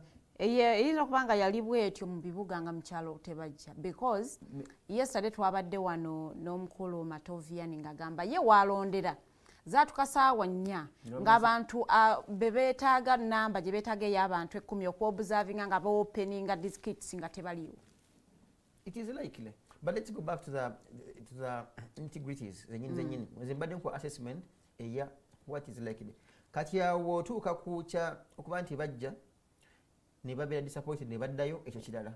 Kati awo government ne EC ebeera liable omusango tuguteeka ku EC bali singa baatuukira mu budde kubanga abantu abo batandika okulonda zaali ssaawa nga 4:30 naye ng'omuntu yakeddewo 12 yakeddewo era abagumiikiriza nga ffe fe abasigalawo nti singa instructions z'okuba nti ebigundi mu mashini zibuganye zafuluma bukyali maybe nesitandika by essaawa 2 because essaawa 2 ku bantu ba Kampala n'abalala abeera mu line it's a lot of time omuntu okuziwaayo abo ne bagenda then waliwo bano nga tebajjira ddala nga ye yasalawo tajja kulonda kati kati yonna ffe abaatulabisa either ffe atulabanga abasirufu abalonda nasigala ewaka. No, I think tuba tulina kwebuuza lwaki aluzinga hope mu kulonda. Nanti gamba ayinza okuba nga aluzinga hope ng'ate ng'alina hope. Nti bwesiironde. No, yes, n'agamba omuntu agajja kuyita mufu twakola dda ground. Ne bwezimulonda. Abo gye bali. Gamba simwongera kalulu obulwalina bungi. Obulina bungi kati aba ayagala bwaki. Nase ewaka nga banywa kacaayi bwe yeetwa agamba tutawangudde dda. Abo gye bali. Someone made such a statement. Mbwiki. Nze nali seetaaga kuluna kandi kandidate wange yali agenda ayitamu. Nosolaba nze sagala mina ntamu tubalowoleza. Then wabeerawo olagamba ne bwe naagenda kaggwa dda. Akati oyo mubi nnyo. Kubanga oyo kubaye mubi nnyo ye omutwe gwe gumugamba mu 1 minus 1 equals 11. 1 minus 1. Mbu ye omutwe gwe gumugamba bwe sigenda bujja kweyongerako. Kati oyo ate mubi nnyo. Yeetaaga kusomesebwa. Then wabeerawo maybe abafuna obuzibu nga yali abagenda kulonda n'ataba nga talina maanyi nga yali mulwadde abo nabo naye ate ekizibu ekiri miliyoni 5 nazo nnyingi 10 okukkiriza nti kituufu miliyoni 10 it is also likely nga nazo zaali ghost. It is likely nti nazo tezaaliyo ng'era musajja nga president wo bwakugamba nabala ku TV nga gamba muno almost mbunaye miliyoni kumpi 10 eze tezaalonda miliyoni 7 z'abalonzi kati abanga agamba bw'abalonzi bonna baali mu register ba NRM gwokyali n'enjana ge bateeka mu kitabo ekyo kiyero book mu kyalo bakwatanga mutabani wa Nankano hangu numani bateeka kati ekyo kye babayita Toduwongo ye ne babironkinga nga mulimu n'amanya g'abantu mu kyalo. On that very note, let me actually inform you nti abantu ba NRM naddala walonda side ze No, nzingamba yes, I am coming to your point. Nzingamba mu NRM book. Yes, that is where I am coming. Lyali imbuno mwe abantu ba opposition. Mwagenda ne mwewandisa mu yero book ya NRM. Okuwudisa abe NRM balina abantu bangi nnyo ne mulonda ne bagamba ne mugenda ne mulonda abantu ba opposition. Some NRM person was alleging that. Nti chairperson wa NRM at a local council yabeerangawo nga yatula ewaka nawandika amanya. Family ya Nwagaba Patrick n'abaana America nawandika Nwagaba, my mother, my brother. Nibatuyiwamu. Mugenda okukyamba Tumuhimbise hari mu kutabo yero book. Nibakukwata bukungu je bagulete kyadondo bagamba NRM ina na members million bweziti kati bambi musajja mukuru bwatuule ekirwa kitula nagamba abantu banjagala ne Norman mubanjagala mwali kubanga how can my name appear in the NRM yellow book for sure kati bambi ye ke kalulu ka banja kati mukaluka agaba amunno abatamulona kyaka nanga nteekamu kubanga ibanga nawe mu yellow book mwetuli kati yawe bali ba ghost benkugambye but there are so many ghosts. So yagala kugamba nti emiliyoni 21 y'abalonzi nga bwe batugamba nti abamu tebaaliyo. They were ghost voters. It is possible. Do you know why? Because n'abantu abamu ne wano muku gwolaba omu candidate omagenda kunganya emikono gye. Amazima nga gendera ku ECB yawa abantu ne IDs n'ebirala n'atuuka ku Islam gamba tebaliyo. I mean, begin from there. I sympathize that. Bamutimye emikono 10 2/3 of Uganda districts agikunganyiza yese ise kugambye mbu abi 20% je mitufu 8 si mitufu nenga IDs ezo nini numbers ezo katabira balagawo. So they were ghosts in my view. Okay, in your view we have but my views have always been right. Ghost voters. If it was science so emiliyoni 45 oyagala kugamba mtwine emiliyoni nga 13 gwanga kimu nsimu yawulidde nti ku miliyoni 4 plus almost half of it can be voters for sure if we apply the logic. Omanyi sikwogera bubi ono bwe twasomeranga mujjukira nti bakubanga ekide kya break ngera bwe kivugira ggulu obwana obumu obw'omululu nga tebugumiikiriza bwe busooka okukuba akagi ne budduka ebweru mugenda ku break n'abatalina no sente bwe kubasaba fulu mugenda ku kantiini kati kirabika ne katonda sitaani eyinza okuba nga yakuba ekide ng'egaba abantu obutalaba bintu bino olwo abantu abadduka emisinde ne batusooka mu layini fene tusigalamu bo ne beesooka obutabitegeere. There is no way how we can have 40 plus million Ugandans, half of the population are voters. Because by and large, then what would be below 18 years, Munsi. What would be the motive of giving us a number that is non-existent? That question might be misplaced in Gachaba Bazitekamu. Naye, for some reason, oyinza okwagala okuteekawo embeera nti bw'ogamba muno ba voters ziri million weziti omu najjako obweyiso gamba era weewaawo abantu baganye kujja baba kujja yandiwangudde it is like it nozanya nabunambwaza obweru naye nga mu mutima okimanyi nti it is not possible to have half of the population y'eggwanga nga bonna balonzi nga tuvudde ku loovo tatana katwogere ku performance ya oludda lwo opposition gwoliwaawa okay gwolulwa government nze ndi munnamawulire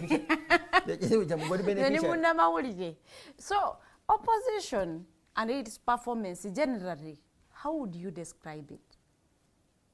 Opposition year one continues to be it's a fair word, continues to be bogus in reasoning and intentional in not reasoning. Kati sibayinako kati nja kubatwalira beya nako bambi obasasira kankuwe basic examples akalulu ka Kampala Central wa MP wa Kampala Central nupe akawayonga ekiraba kyateeka mu Lubongoya okuteeka mu Lubongoya it was a miscalculation. He wasn't a deserving candidate. No. Machas was brilliant and what mentioned but a few. They should have known Takaruka wano kalimu so much of blackmail, malice and tribal. So to ita munyankole no mukuba mu Baganda makati. No subira win. Atenga avuganya na mukadde agwa mu myala kwanga na mukadde oyo yaliko kansala minsa yaliko kansala nga akipamba nyo kuvadda. So atenga nupi ina bakanditsi abalala Abaganda abakuno abandi badi basobola kumachingani minsa kabanda awo nikabaita mu ngalo ngojeko Lubongoya who would be a better fit for that position siri mu nupu naye yamushwa baina mbakandi singo bo balowolereza nanti most of their good brain is sibamanyi abamu sibamanyi naye I want to believe baina mu line baina mba candidate abali ba fitting no gamba Lubongoya either gende waabwe oba sigale kwa secretary general era NRM for some reason ebasingira ntoddu wo mute yesimba wo kati secretary general waabwe te yesimba wo mu zin elective politics because secretary general comes from a word of a person who manages a secretariat. So when you have your secretary general ngali mu kalulu ng'abuuka wano abuuka emyala ali mu campaigns, the secretariat literally abanga atambudde naye because he's the center of the secretariat. Kati Lubongoya was a mobile secretariat. By the way, Lubongoya alleges bamubba. Yakugamba. Okay. It's what he says. Nikimanyi nange nagamba mu 2020 nti banziba. Was it a genuine statement? So wakiriza wenadaga kawedde so why we campaign so but sometimes bambi nze for me nasalawo kola politics agwe tuyita liberal okiriza and maybe for some reason nga my friend muntu wakugamba ye talina kimutwala mu kooti like olumuntu yakugera amazima kasi bante went court ajebali indeed you used to run, he should have matched there, but if he was running there. Of course. What a timeline, because we have a timeline, he had to run. Netuluzinga, katika mbega teko temporarily. Nga abantu abalubirirwa okubako igwanga nokuli sogenda mu maaso. Kampala Central netuyita mu ngalo. Ensobi yemu negenda Nakawa, I think it's Nakawa East. Where Ruhindi, a very old man. Yeah. Who has served in this regime, I don't know for how long. because I think yasikira bidandisa back in the day when we were kids. It was also a wrong calculation of take ayo mufumbiro. mufumbiro. Ne bamujja je bamujja ye wamwe ndoza gwo mukwali abasanyufu nga mmanyi maga tusemberera wano. Simu nsoga. Simwana we wayimwe, simanga wayimwe. Bamulese bamutukubyeko. Tumwekanze. Ekyewunyisa nti calculation zino every electoral cycle event dynamics zaayo. Because kabaziguruka mu kiga weeru kunjiriye. Niye aliko MP waawo. Tribal card didn't play. But this time round, tribal card played. Ninga baganda benyini abamu nupu nga amwe bakobe ekikokola nga bagamba temutuletera yake naye simbe waawo. Eyo nayo negenda. So waliwo ensobi opposition ziyakola. Nga ziri counterproductive. Nga yo lumu yazikola either nga temanyi oba mu bugenderevu otherwise because ensobi zikolebwa with different reasons. Performance negenda bwetu. Endala ensobi nayo ko mukulu Kyagulanyi sometime ago nga bakabira sente za iPod. Era bambi broadly nagamba mbu zezimu kuzali esigamyeko kunoonya akalulu mbwatu okumuyambako. Yes, mukunoonya akalulu. Abaffe omuntu goyagala okujja mu buyinza takuyambeko mujje mu buyinza. No, but esente ezo alimenti okuzifuna tisiza mu government. Because ogenda okujja mu kalulu nze ndaba bakandida mbu olaba bino byabaawo, then it shows people weren't prepared. And unpreparedness in any process affects you. Era ku bantu abamu bakikufaultinga ne bagamba akalulu kati tuli wano 226 abamu kuffe tumanyi mu 230 wandibayo akalulu. Naye era abamu kummwe mugenda okujja 230 mu January akalulu. Why don't you begin to plan now? If you're to fundraise now. If you're to recruit, begin to do it now. Because in Europe, I can for example here Conservative Party. Bwemala okuva mu kalunga leero. The following week batandika assessment meeting to assess the mu kalulu. They begin their campaigns. And their message. For the next election. Branding. Okutandika okuteeka erisa ejjoji ku bano ababa wangudde. That is why kunoonya faults. Ebyo. Naye wano manyi waliwo political parties nga tezinatuula. Bali nkumula exhaustion. Ndozowulira. Yo oli akatwala aliwo. Eggula badda kubaka emyaka 4 tatudde. That twamukwasa obuvunaanyizibwa. So byemu kemugenda okuyitamu. Opposition is loss. You can fault it kutabera prepared. N'okuba nti n'oli naye yabateekako eryani. Ate fault y'aba incumbents bo tugiteekawa loss yaabwe. Where was the fault? Abamu tebaakola nga genuinely abantu balina okubajjayo. Abamu tebaakola. Newabeerayo bali nga baakola naye nga electorate yabapanishinga lwakulwayo. Tosobola omuntu ne bwanywa walagi n'agangayira tasobola kugamba mbu abantu bajjayo semujju lwa non performance. Abantu bajjayo semujju to them lwakulwayo. Tosobola as of now with what the Lord Mayor is expected of doing kugamba mbu bamujjeeyo Elias Lukwago lwa non performance bajjayo Lukwago lwakulwawo. Tosobola kugamba abalonzi bawana aba Medad Segona kali amaggwa bamujjayo lwa non performance bamujjayo lwakulwawo. For some reason also n'abalonzi baffe waliwo bateeka akasunguyira mu bintu eby'ensonga. Era sikwogera bubi kaninde mukwano gwa waliwo omukyala mukwano gwange bamuyita Nabukeera Tenjo Magoola mukwano gwe. Olina performance ya Magoola. Katulinda performance ya Magoola. Ate as compared because kufe bojja tetukomparinga ku ya district ebaawo tugenda kukwata akagwa tukasibe wano gundi wabadde abuukira maybe high jump tugenda kusiba akaguwa ka Medal Segona tulabe akakweka kwata gwe Magoola. Then tubuze n'abalonzi abalonzi oyo kyekino kyemwali mwagala. Ate loosi ya Mathias Mpuuga yo tujja attributingako ki? oyo just yali kinyumu yabuguutana naye musabira kubanga alina ku budde kyenakugambye wali nti ne bwe yandibadde nga Walukagga afunye flag era tebamuggyeeyo with all due respect yali agenda kuwangula. Of course yali ajja kuwangula as a must. Naye ate tetuganye nti okuwangulwa kwe n'okigisaayo oyo bwe yagenda okujjayo but tebamuggyeeyo based on underperformance. You see, there is underperformance and non-performance. Yes. So tosobola kuteeka semujju oba seggona oba mpuuga n'obateeka ku underperformers oba non-performers. So factors zabagisaayo. What's this lady? Owemityana Joyce baagala n'abala of course bambi abaluzinga abamu ku bo tebafiirwa akalulu kano akuba nti no they were underperformers oba non-performers bagibwayo because of either kasunguyira oba nti baluddeyo.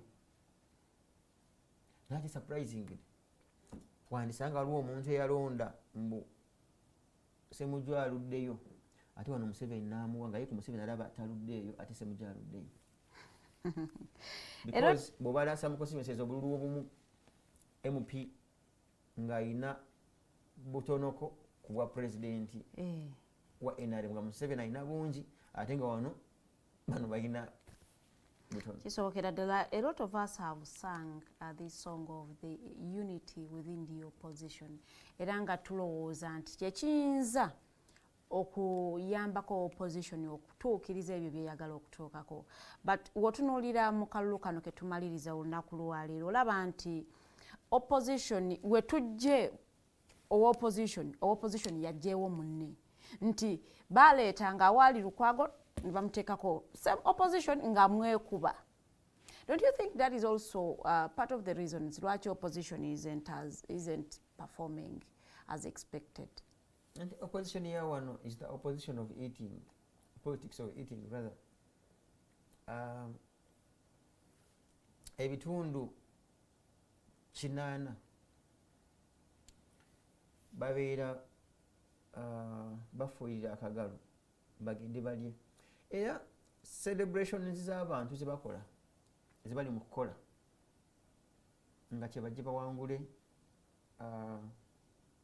era kyemmanyi babeera mu meeting bwa family gamba mwana wange yoga naffe tufunye honorable mu nnyumba munnange mwana wange jjukira ennaku yaffe nga twabonaabona wano zemboozi ziri mu zifamily ibambi mukama akubeere at a family level it is an achievement nanti bwe tujja bambi mukama akubeere mwana wange ne bw'ogenda bambi bw'ofuna naawe obbira nti munnange teweerabira banno akuwa obukulu akuwakulya ono mwana wa sengaawo tomwerabira yabafa oligenda di Kampala oba ntwalireko munnange nga bwe tusaba nanti akuwa obukulu mwana wange akuwa kulya ate nyama ntono okanya n'eri mu nkwawa asezengere kati obugero bw'Abaganda onotandise okuvaayo kubalaamiriza kubanaaza bombo kubambulaikire kubanaaza kyogo like bambi bagudde mu bintu era abaana abamu abawangudde wano gulolimu batandise edduga bazadde baabwe muzeeyi ontabonyeabonye mu kayumba kano ngenda kuzimbirayo ennyumba muzeeyi mwana wange ennyumba enange ntabe mwana wange mbonyeebonye ngirayo nange kale wakiri kinoowa njooge families ntono ennyo ezatuliza abaana abawangudde ti mwana wange genda kolera eggwanga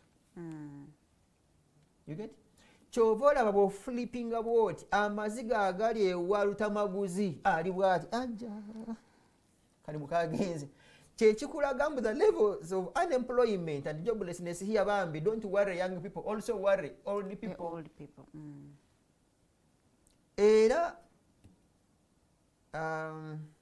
se kikubo tanavaamu wununu n'enkikwe because omuntu yamanyira ebyobwereere otufuta twa bwereere medical insurance bwereere akasada he's assured of 40 million teri business mu Kampala muno ng'ogyeko omusolo ng'eyingiza $4,000,000 bambi kyovulaba lutamaguzi ali bwati n'amatu geyongedde okwesongola takkiriza because they fear because batya obulamu ffe bwe batuleka bwe batulekera batyo okubuddamu babutiira ddala tego bagamba temugamba mwateekateekera eggwanga eddungi lwaki tolijjaamu.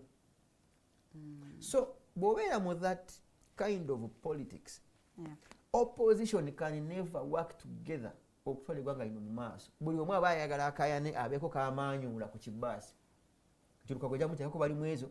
However, buli muntu ogenda ng'omusimbasimbako because temulina ideologies ezimu. Naawe maybe as a political party ogamba ne ideologies ezange zanjagala zikole ki ziyite naye ono yazinemesa yadde waffe wa opposition naye aveewo ko tuzigese tulabe. Kati unlike mu kinaana nga mukulu Museveni ne bane bajja bo baali balina omulabe Kayiira yali alina abayeekerabe wano e Nabbingo era nga in fact not even Luweero yali Matugga Nabbingo kwano kulooza hiya naye nga yagamba mbwa sagala kulwanira wala nakubeera kumpi ye nga yagamba nga doctrine yegamba tujje tubo Lubiri because headquarters z'amagye ga Uganda zali gano mu Lubiri lwa Kabaka wa Namende. Agamba bweve Nabbingo tube chief yifao ambush tuwabe Kampala then struggle to extending ngetandikira from within. Museveni nga yagamba Kampala obeera kumpi nnyo n'omulabe kaffe katudde Luweero naye naye atya nnyo eggulu kubanga yakibalamu okuva eggulu kilomita 2 nantuuka dde Kampala nabeerawo. Kazini ne banne ate baabalala baali mu Kasese fa Moses Ali ye nga ali mu West Nile kilomita zikupi nga 6 ogenda otuuka e Kampala nga office bagitutte.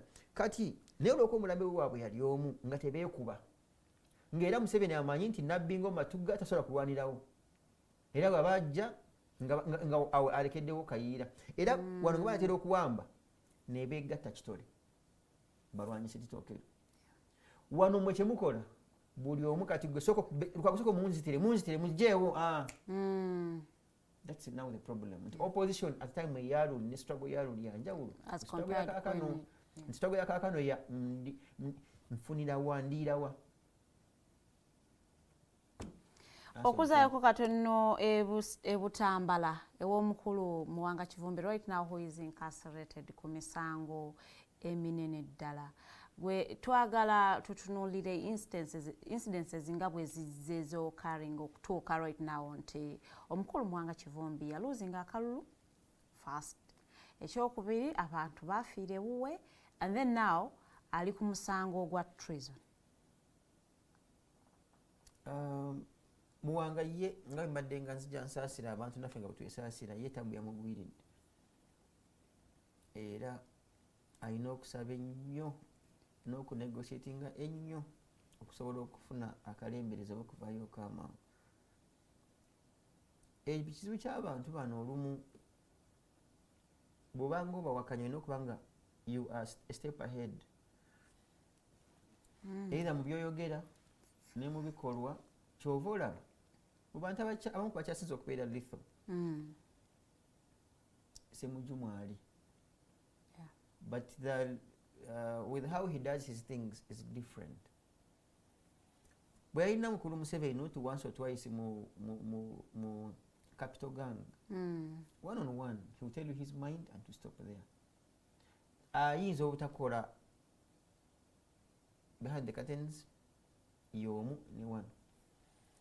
I have reliable information that when the president talked to Mukulu Kivumbi ku simu ku bya coffee it was supposed to be extra confidential. Eno coffee yagatta okugiza mu ebyo nga kulira akabondo ka Buganda caucus. Because that's the liberal politics. Fine, I am the president. So he is paying I am for calling you. what happened? Maybe tebeera banabantu babeera nti oyinza okukola akantu ng'alaba olinga amulabisiza omumanyidde, you are embarrassing him, humiliating him, n'akulinda. So bw'otegeera kati ngaffe bw'otegeera buno oli mu bagita black spot bakuteekamu kapini olina ebintu ebimu byotalina kwetabamu n'okubyesembereza kubanga ne bw'oba ng'oyagadde bwagazi kubirowoozaako balina capacity ekuwaayira ne bakuwaayira ate obujulizi ne bulabika ng'obutuufu. Bibaawo gwe tomanyi muno bakwata ne bagamba Bobi Wine room gye yalimu Arua yalimu emmundu. Honestly speaking ne kati simanyi oba yasaanuwa and they don't care. By the time emundu eyo weesaanuukira nga bakusibye gwalaba gundi the late Segiri agamba kale oba MP bwamwe mu butwali. You get? Yeah. Do you know it is like nsobola okusindikira just siringi 10 olwa airtime wa just mutwalo. Ne bakwata ekyana ekyo katugeze nga gwakisindikira airtime wa mutwalo kimobilizing like nini bachicompromising. I'm using ne bachi because baba bagenda to use that boy. Yes. Yeah. Ne bachicompromising ne kigamba mu honorable atuwanga ono airtime olaba mutugende tugule tumobilizing abantu batemeba nabo. Ningo olwokuba kivubuka mwavu bamwokyayo ekyabiri asobola okwogera ebyanjwanjwa nibateeka ku fayiro. Walaba ku bijambi I think waliwo abantu bavuka bateekawo ekatwe nga sebo nga bagamba babanja kayihura mbe yatugambye yabateekawo ya paradinga babeko bebawaayira gavumenti zibikola naye olumu ziteera obikola ku muntu naye atali mwegendereza ku byakola. I have had our colleagues in the opposition nga muntu mukulu alina degree no nambe yamumenya abamu basoma bakulu mbadde ngenda gamba mu fizi yamenya bazadde be naye ng'olumu fizi yamwesasulira nayimira akatuuti n'agamba ez'emmundu abasirikale tebamala amasasi magazine erimu amasasi 30 reckless. Very reckless of such leaders. Kati bw'oyogera ebyo bibeera ku record era bw'obyogerera mu tobayambye. Ekyandinyumya ennyo singa ojja ne muwalawo ne mutabani we ku katuuti nogamba mutabani wange olaba nti ye abaani bako mu ngalo obusajja obulaba nti ye emuntu ezikola maani ogamba mutabani we ne mulumba n'okulemberamu Faridah n'abaana bo esasi terijja kukwata maji rebellion. Sigo obunga bwa muwogo nati namwe gundi yakibakola ate yadda kubasoga nadda n'abawuddisa adda ne mukati lakwena ngati sabasoga. You remember how some professor mwali professor omusebo nga mugoya gamba agamba nisokoleke wasoma nofuna PhD mukati adakwena ne mukugamba muno ina amazi gonna abachaka gakiira esasi terikukwata. So bambi even when people are excited in opposition you don't use such statements because abajiruddemu era babitegeera nga we are not part-time thinkers. We use our heads full-time. Tulaba nti okay ngojjeko kukyamuukiriza tekikuyisaawo. It's not called for. But speaking legally owagambye amateeka tegakola omusango gwa Muwanga Kivumbi right now gumuvunaanibwa ng'oggyeko these trumped up charges ezamuteekeddwako. What is the real a case that he is battling? Abagenderedde nga mukulu Museveni mwino kitegeera mbu buli kalulu kabaawo wabeerawo sacrifices bateekayo mu nkomo babeerawo buli kalulu kabaawo waliwo bateera okuteekayo. So bamusaada kati ono ye saddaaka ate beesi gye bayinza omutta ne basigaza ono. Okay. Kati mu kusigaza ono it's a two-way traffic. Kusukuma message nti tusobola okukwata omu ku banene b'ekibiina kyammwe because ye vice president wa Buganda wa UDP mu Buganda no vice president wa NUP nanti ya mu Buganda nti akole my mother bwe batukubanga nga tuli bato nga tugamba kamfutero be EG ngaye bami mu luzungu ekye munyumira nga kuba nagamba ogenda kubeera EG example eri abalala kati nono bali mu kubabere example naye ate I can't rule out nti between now ne mukulayira bayinza okuba kabalala basika bwekiba nga kagenderere bayinza okuba akabalala ate ekyewunyisa bakwate abamu ku baana abo olwokagala okubajja ku mweko obujulizi abalala nga tebannakwatibwa. Can you just help us predict his fate? No, his fate obusibe ffe tuba tukola activism ogenda otuning omutwe nogamba nkitwala nti tebagenda kumpa bail lwebita kuluma nosooka okkiriza ebituufu nomamba kati gonya akumize. So like drowning when you panic amazzi onywa mangi bwe bagamba abawuzi when you calm down don't fight with the water. Don't.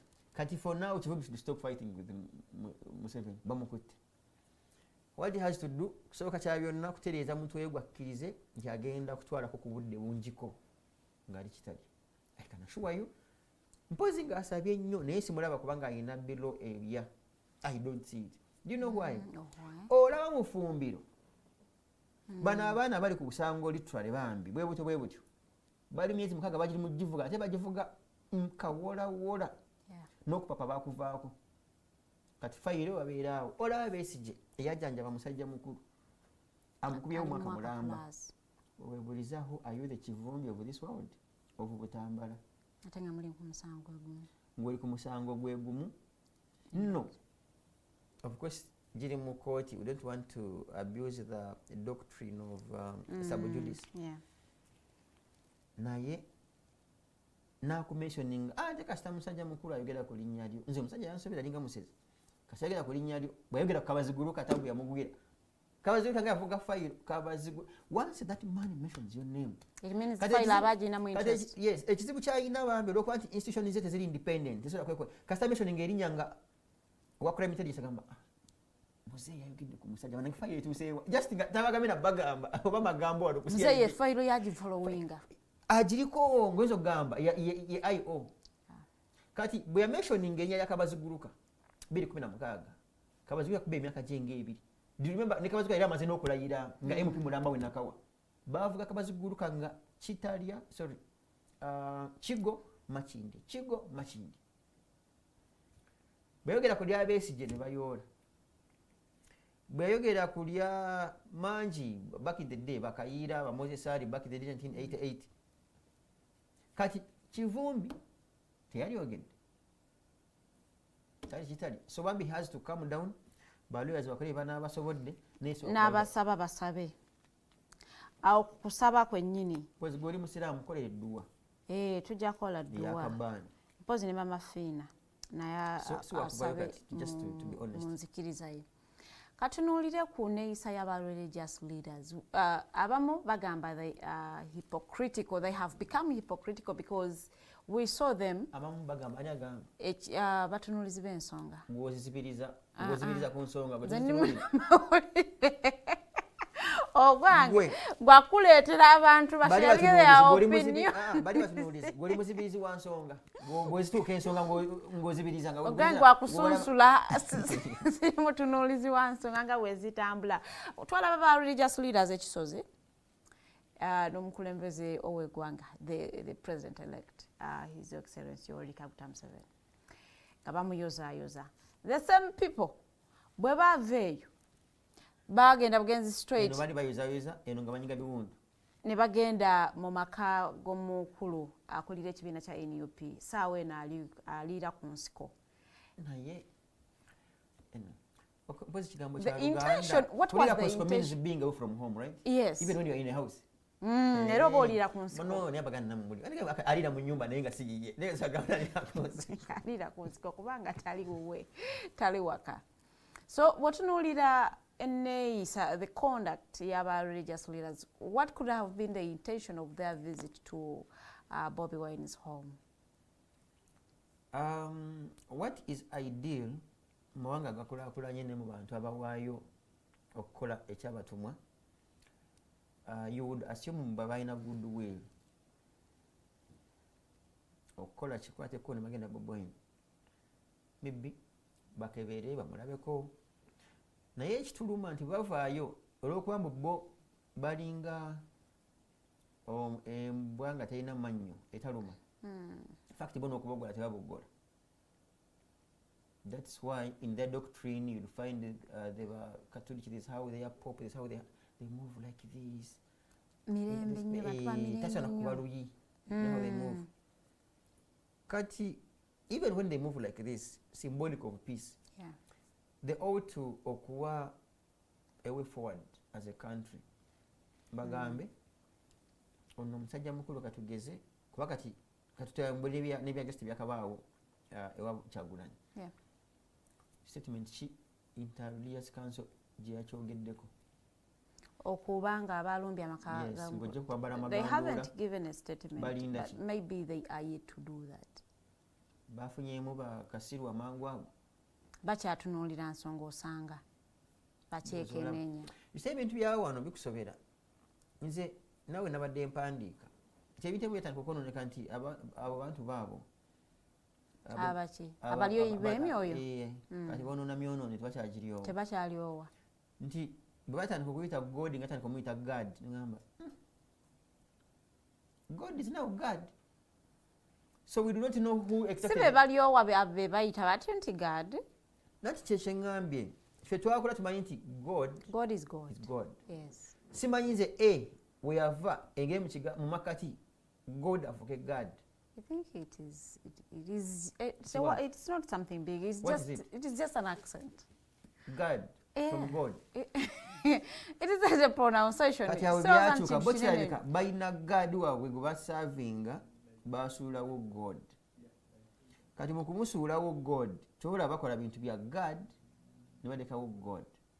Kyobola omusajja omu yabadde ng'ayita Central Executive Committee Lwakitula nalibye Kayanja mu maaso Pastor Kayanja obanda byobi nenda basalwa amufaanana bufaananyi sebo nga serwadda waddala Kayanja waddala this man what's his name? There's some man there Senyonga nga waddala nengamba sokoleke but the men of God are appearing before the sake. Men of God. No, they are men of God, not God. To them, for me, I have heard them, the men of God. Ndokulaba kitolwalira so nga bali mu maaso nga makati okay kali fine. It was too early of them.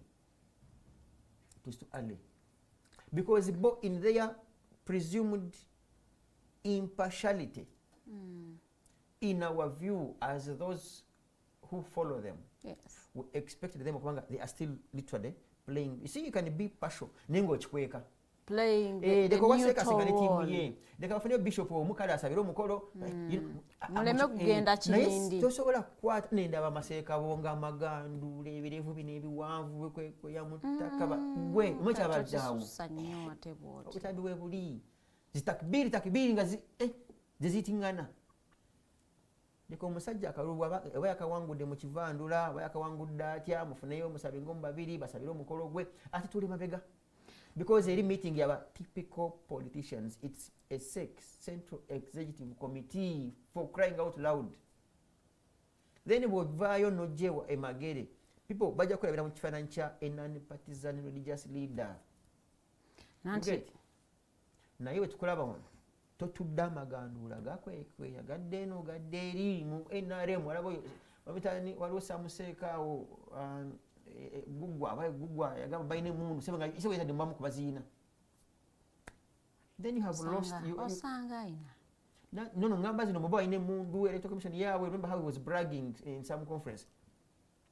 Kati awo endiga zo nawe siraba balina endiga kyeke baba basera babeera mbuzi nanti baba beno ffe batuyita biriga batubeera baddu ba Allah muri baddu you slaves which is also bad.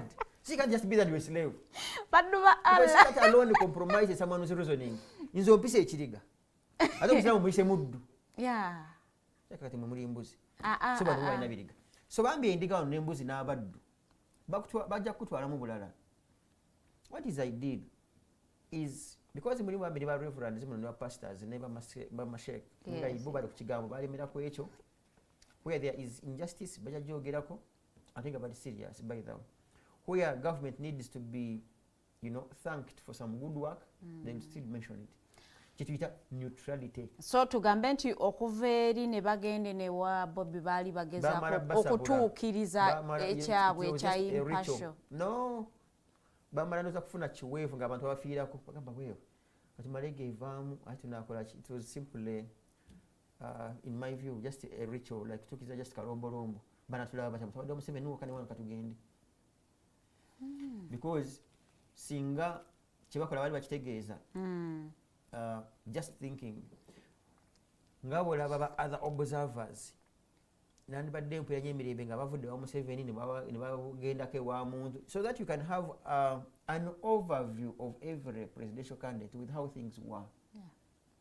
You get n'okugenda obugenzi wa Museveni ne Bobi Wine bakomawo it is also not good. We had other candidates 8 candidates. You visited 2. What does that mean? Some candidates are more of candidates than others. No, nanti okulwanagana nnyo kwali in between these two people. No. Tekyalibaddeko kulwanagana. Kyandibaddeko to assess muntu ebintu ebira byotya. Bulira ebintu ebira byotya. What's the other man? Okay, Kasibanti. No comparing nogamba ku bantu omunaana bano muntu byayogedde byagala ofaana ne byabubwayi byagala ofaana ne byagundi, so there is a problem here. That's when you get the balanced what? Discussion and engagement, and then you give recommendations. But not simply having your V8 nezikola convoy nezigenda wa Museveni nezivayo nezigenda nemukubifaana ine mugenda, and then what? I wouldn't have you kubanga tuva kwe pointing at a commenting ku what is surrounding Bobby Wine's family and everything that is happening at his home. It is sad. Lwakuba sinawulira mukwano gwe Kituuma Lusoke ng'atugamba ebyabaddewo. Manyi gavumenti yakuno nange sinagendako kemagede. Someone can tell you your AI. Kituuma? Ngambi someone gwe mwogedde erinnya webale. No, because no, ogambye ani asole kyogere. No, nze njogera ku mwogezi wa police. Someone nani bamwitani? Nani mwogezi wa police? Zingambye someone can say mbu AI generated. Oba someone can say mbu emizimu egyalumbye wakyagula. Tebabadde basirikale bafe. Myoyo negimenyamenya kubanga waliwo amaka agatedde okulumbibwa emyoyo negimenya entebe negisuula ebitooke. Myoyo ennyumba bagizimba mu kubo lya Musambwa. I have heard those things. Kati you may be there ne bakugamba mbu emyoyo gyalumbye magere naye naffe tugezaako kuginoonyerezaako. Yeah, it is possible. Naye mukulu Museveni ne banne tutera okuwabula wano baddemu akantu akatono ak'obuntu. Essaawa zino ng'okyagezaako okulwana n'okweka enjovu mu kikopo, as believed by many, munene enjovu wabbanzibe oli mugiteeka mu kikopo ogiggaliramu ekikopo bwe kyatika ogikweka ogisaanikira bwevayo mugamba oyita abaana mulete kino ekikopo kyetuguseemu mulete akataasa nakeekamenye tejjaamu ogamba abaana muleteeka nakadeeya. Then you lie low and be humble. There is no one single reason. If indeed those people intruded into Chagulanyi's home, there is no one single reason at all. Ofinye njovuyo, pamba na njovuyo, naye it doesn't call for unity. Then waberawo, if it is also true, mutabani we, bwebanga yeyenga byaddala yabiwandiika naye bambi olabanga ensi egudde eddalu. Mutabanyi wani kubonna because both sons have written. God, yeah, so we do not know which son exactly. CDF General. Yeah, ne General Muhoozi.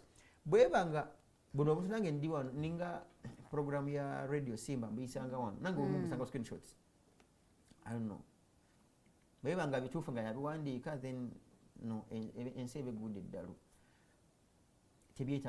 Is there a possibility nti hande yosiya General Muhoozi Kayibanda? Nanti kati ekizibu wekiri webikusoberera okuwa ansa entuufu nti singa si ye nengendo yonoona erinnya lye nanyini bani badde bamukwata. Lwaki tebamukwata exactly? Kati kitera okulowooza nti kirabika nanyini ye nanyini hando eyo takwatibwa oba nabo bakyamunoonya batagambwako yabalema okufuna naye ndowooza kibanyiiza nabo kubanga bamuwaayire. Tetumulabangako nga avuddeyo mu public okwewakana nti the handle doesn't belong to me, so we assume maybe he isn't on social media. Yeah, kuba naye bwe kibanga kituufu, that's very sad for our country kubanga, to be honest with you, things change. You see, someone said like just like that, things can change. Yeah. And when that happens, babikwetera nogamba izina lyono bwenti negamba bisome ngamba nga tokkiriza, because things have changed. We have seen them change. Yeah, we have seen governments change and people face consequences. Where the somebodies turn to become nobodies. Exactly. Nga tumaliriza twagala otupaintingire ekifaananyi kya the likely cabinet as it may appear in May. No, we could begin with, in my view, with the parliament agenda kubeeramu basically ababbi beeyongedde, abalya zilooni beyongedde because abasinga bapya egenda kubeera one of the, just thinking, one of the worst parliaments Uganda has ever had.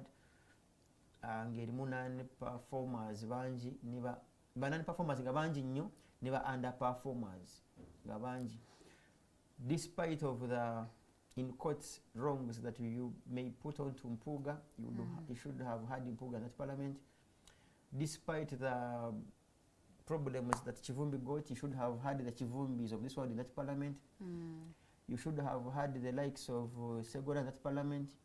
By the way, you should have had the likes of Abed, yeah, sure, agriculture and related matters in that parliament.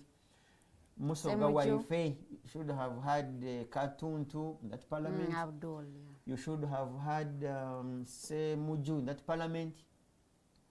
You should have had Bagala in that parliament. But the replacement of Bagala isn't... Sadly, not only minister here and there. Sadly, with the capital S, you have lost them. By the way, you should have had a Lulume in that parliament. So that makes our statement, the word sad, not just sad with the capital S, capital S, capital A, capital D, capital L, capital Y. Sadly, you don't have them. Do you know the people you have? Muryanyama. Do you know others you have? Magola. Swengere. Sad to note. The other capital sadness I have, I am going to use my taxes to pay. Okubasasulira bonna emisaala, tubagulire emmotoka, tubagulire iPad, tubambaze n'amasuuti. No, wali zigenda okunnuma ennyo, kati kase zigenda okuba Muryanyama. Part of my taxes. He may be good, but not as a parliamentarian. But I'm going to pay him gladly and sadly. Anyhow, Mugokutanu abagenda kuleta cabinet ya mwempya, and I want to predict today is yabiri musanvu. Most likely I don't see Nabanja, your friend, coming back as Prime Minister. I just don't see Alupo as Vice President. I do not see Biabasaija isn't going to appear as your commissioner of prisons. I do not see Abbas Biakagawa as IGP. I do not see, there are quite many that are going to be. By the way, I also have a feeling that paying too much attention to Natasha. Pay too much attention onto Natasha. She might scoop. She might get some position. Just thinking, the mother is dropped. Nothing also. Avudde mu education n'ateekawo omwana. Neweta education asobola kujjawo maama mu cabinet omwana n'abako featuring oba any other bigger position. Are there other people we should be expecting in cabinet that tubadde tubatunuulidde nnyo? This man is a shocker, but what I see eno cabinet egenda okuddako eri yakweyubula. Ekisooka kya byonna, we've run out of time. Exactly. Bali mu kupushinga NRA so far, all of these historicals. Baleta NRA. But Dombo, I don't see Dombo coming back. I don't see Todong coming back. I don't see so many, even directors now. So, but historicals, bali mu kubasindikiriza, bateekawo new blood ngeri prepared for some way to bring about a transition. So we are literally transitioning from the NRA, Bushmen and historicals to some bit of a breed. Ya musayi muto, either ngeri tebitegeera, ngeri excited, oba okubaako kyevuga. Batwatele embondo baba Kanyuze. Boba definitely bali mu kugendera ddala. There are very few. If we mention Fronasa, I think Fronasa has now 2 living members. Typical original bana abakulukulu. That is Otafire and Ivan Koreta, General Ivan Koreta. So, in short, mu byamagye bagala kweta the 2,000 generals. Bamuhoze now ono Kinirugaba ne kurimu ye bana balala. I think the last lot bagenda ku retiring, I think it should be this July or something. Basigaze kati musayi mpyanga bano ba Alex Mawati yeta magezi I think n'abalala bwe batyo ab'emyaka abayingira mu magye 2000 kwambuka. Your last remarks. Abalo yeah guys katonda tuwe emitwe independently mugikozese tosuubira mutina kulowooza gwe byolowooza kubanga omuntu katonda tyaguteeka kugombolola kosa gugwo gukweyimirire gukulowooza ebyekisiru ebyamagezi. At the end of it all of us are praying for peace and I think we need to be peaceful as a country, but that does not mean we cannot fight those who want to cause trouble. Well, thank you so much. Talking of peace, omukulu Chris Baryomunsi yategezeza nti now that internet is fully restored, mwemwe n'abakola losses during the internet breakdown nga bagijjeeko, those losses are not going to be compensated. Count it as your contribution to having a peaceful country. Katono nnyo, sorry, wait a second. Ekintu kya Baryomunsi, musajja mukulu naye oli muntu musaasira. Baryomunsi akyalina ebizibu. Baryomunsi ne banda bwe yafa ye mugoba kwasovunaanyiza okutwala akasampo akanyama k'omulambo gwa Nebanda ne bagamba yabula nako. Njagala okubaagaliza olunaku olungi. You read. Have yourself a good day. Whatever the guest is saying, I am not related to any of those statements. He took the specimen ya Nebanda. Sample, goje busese muju ya murangi. Agamba tutosa kugenda ku kigambo ki. Tukendera. We are relying on some Jews statements. Yatwala specimen, you read. Specimen y'omulambo gwa Nebanda.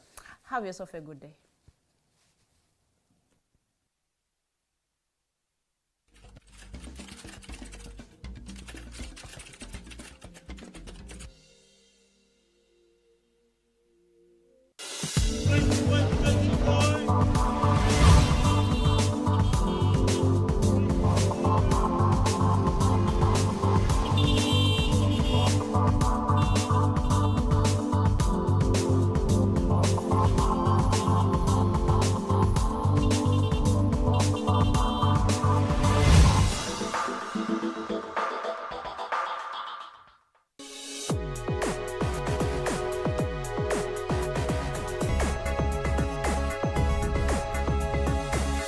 The Alternative Dig Talk.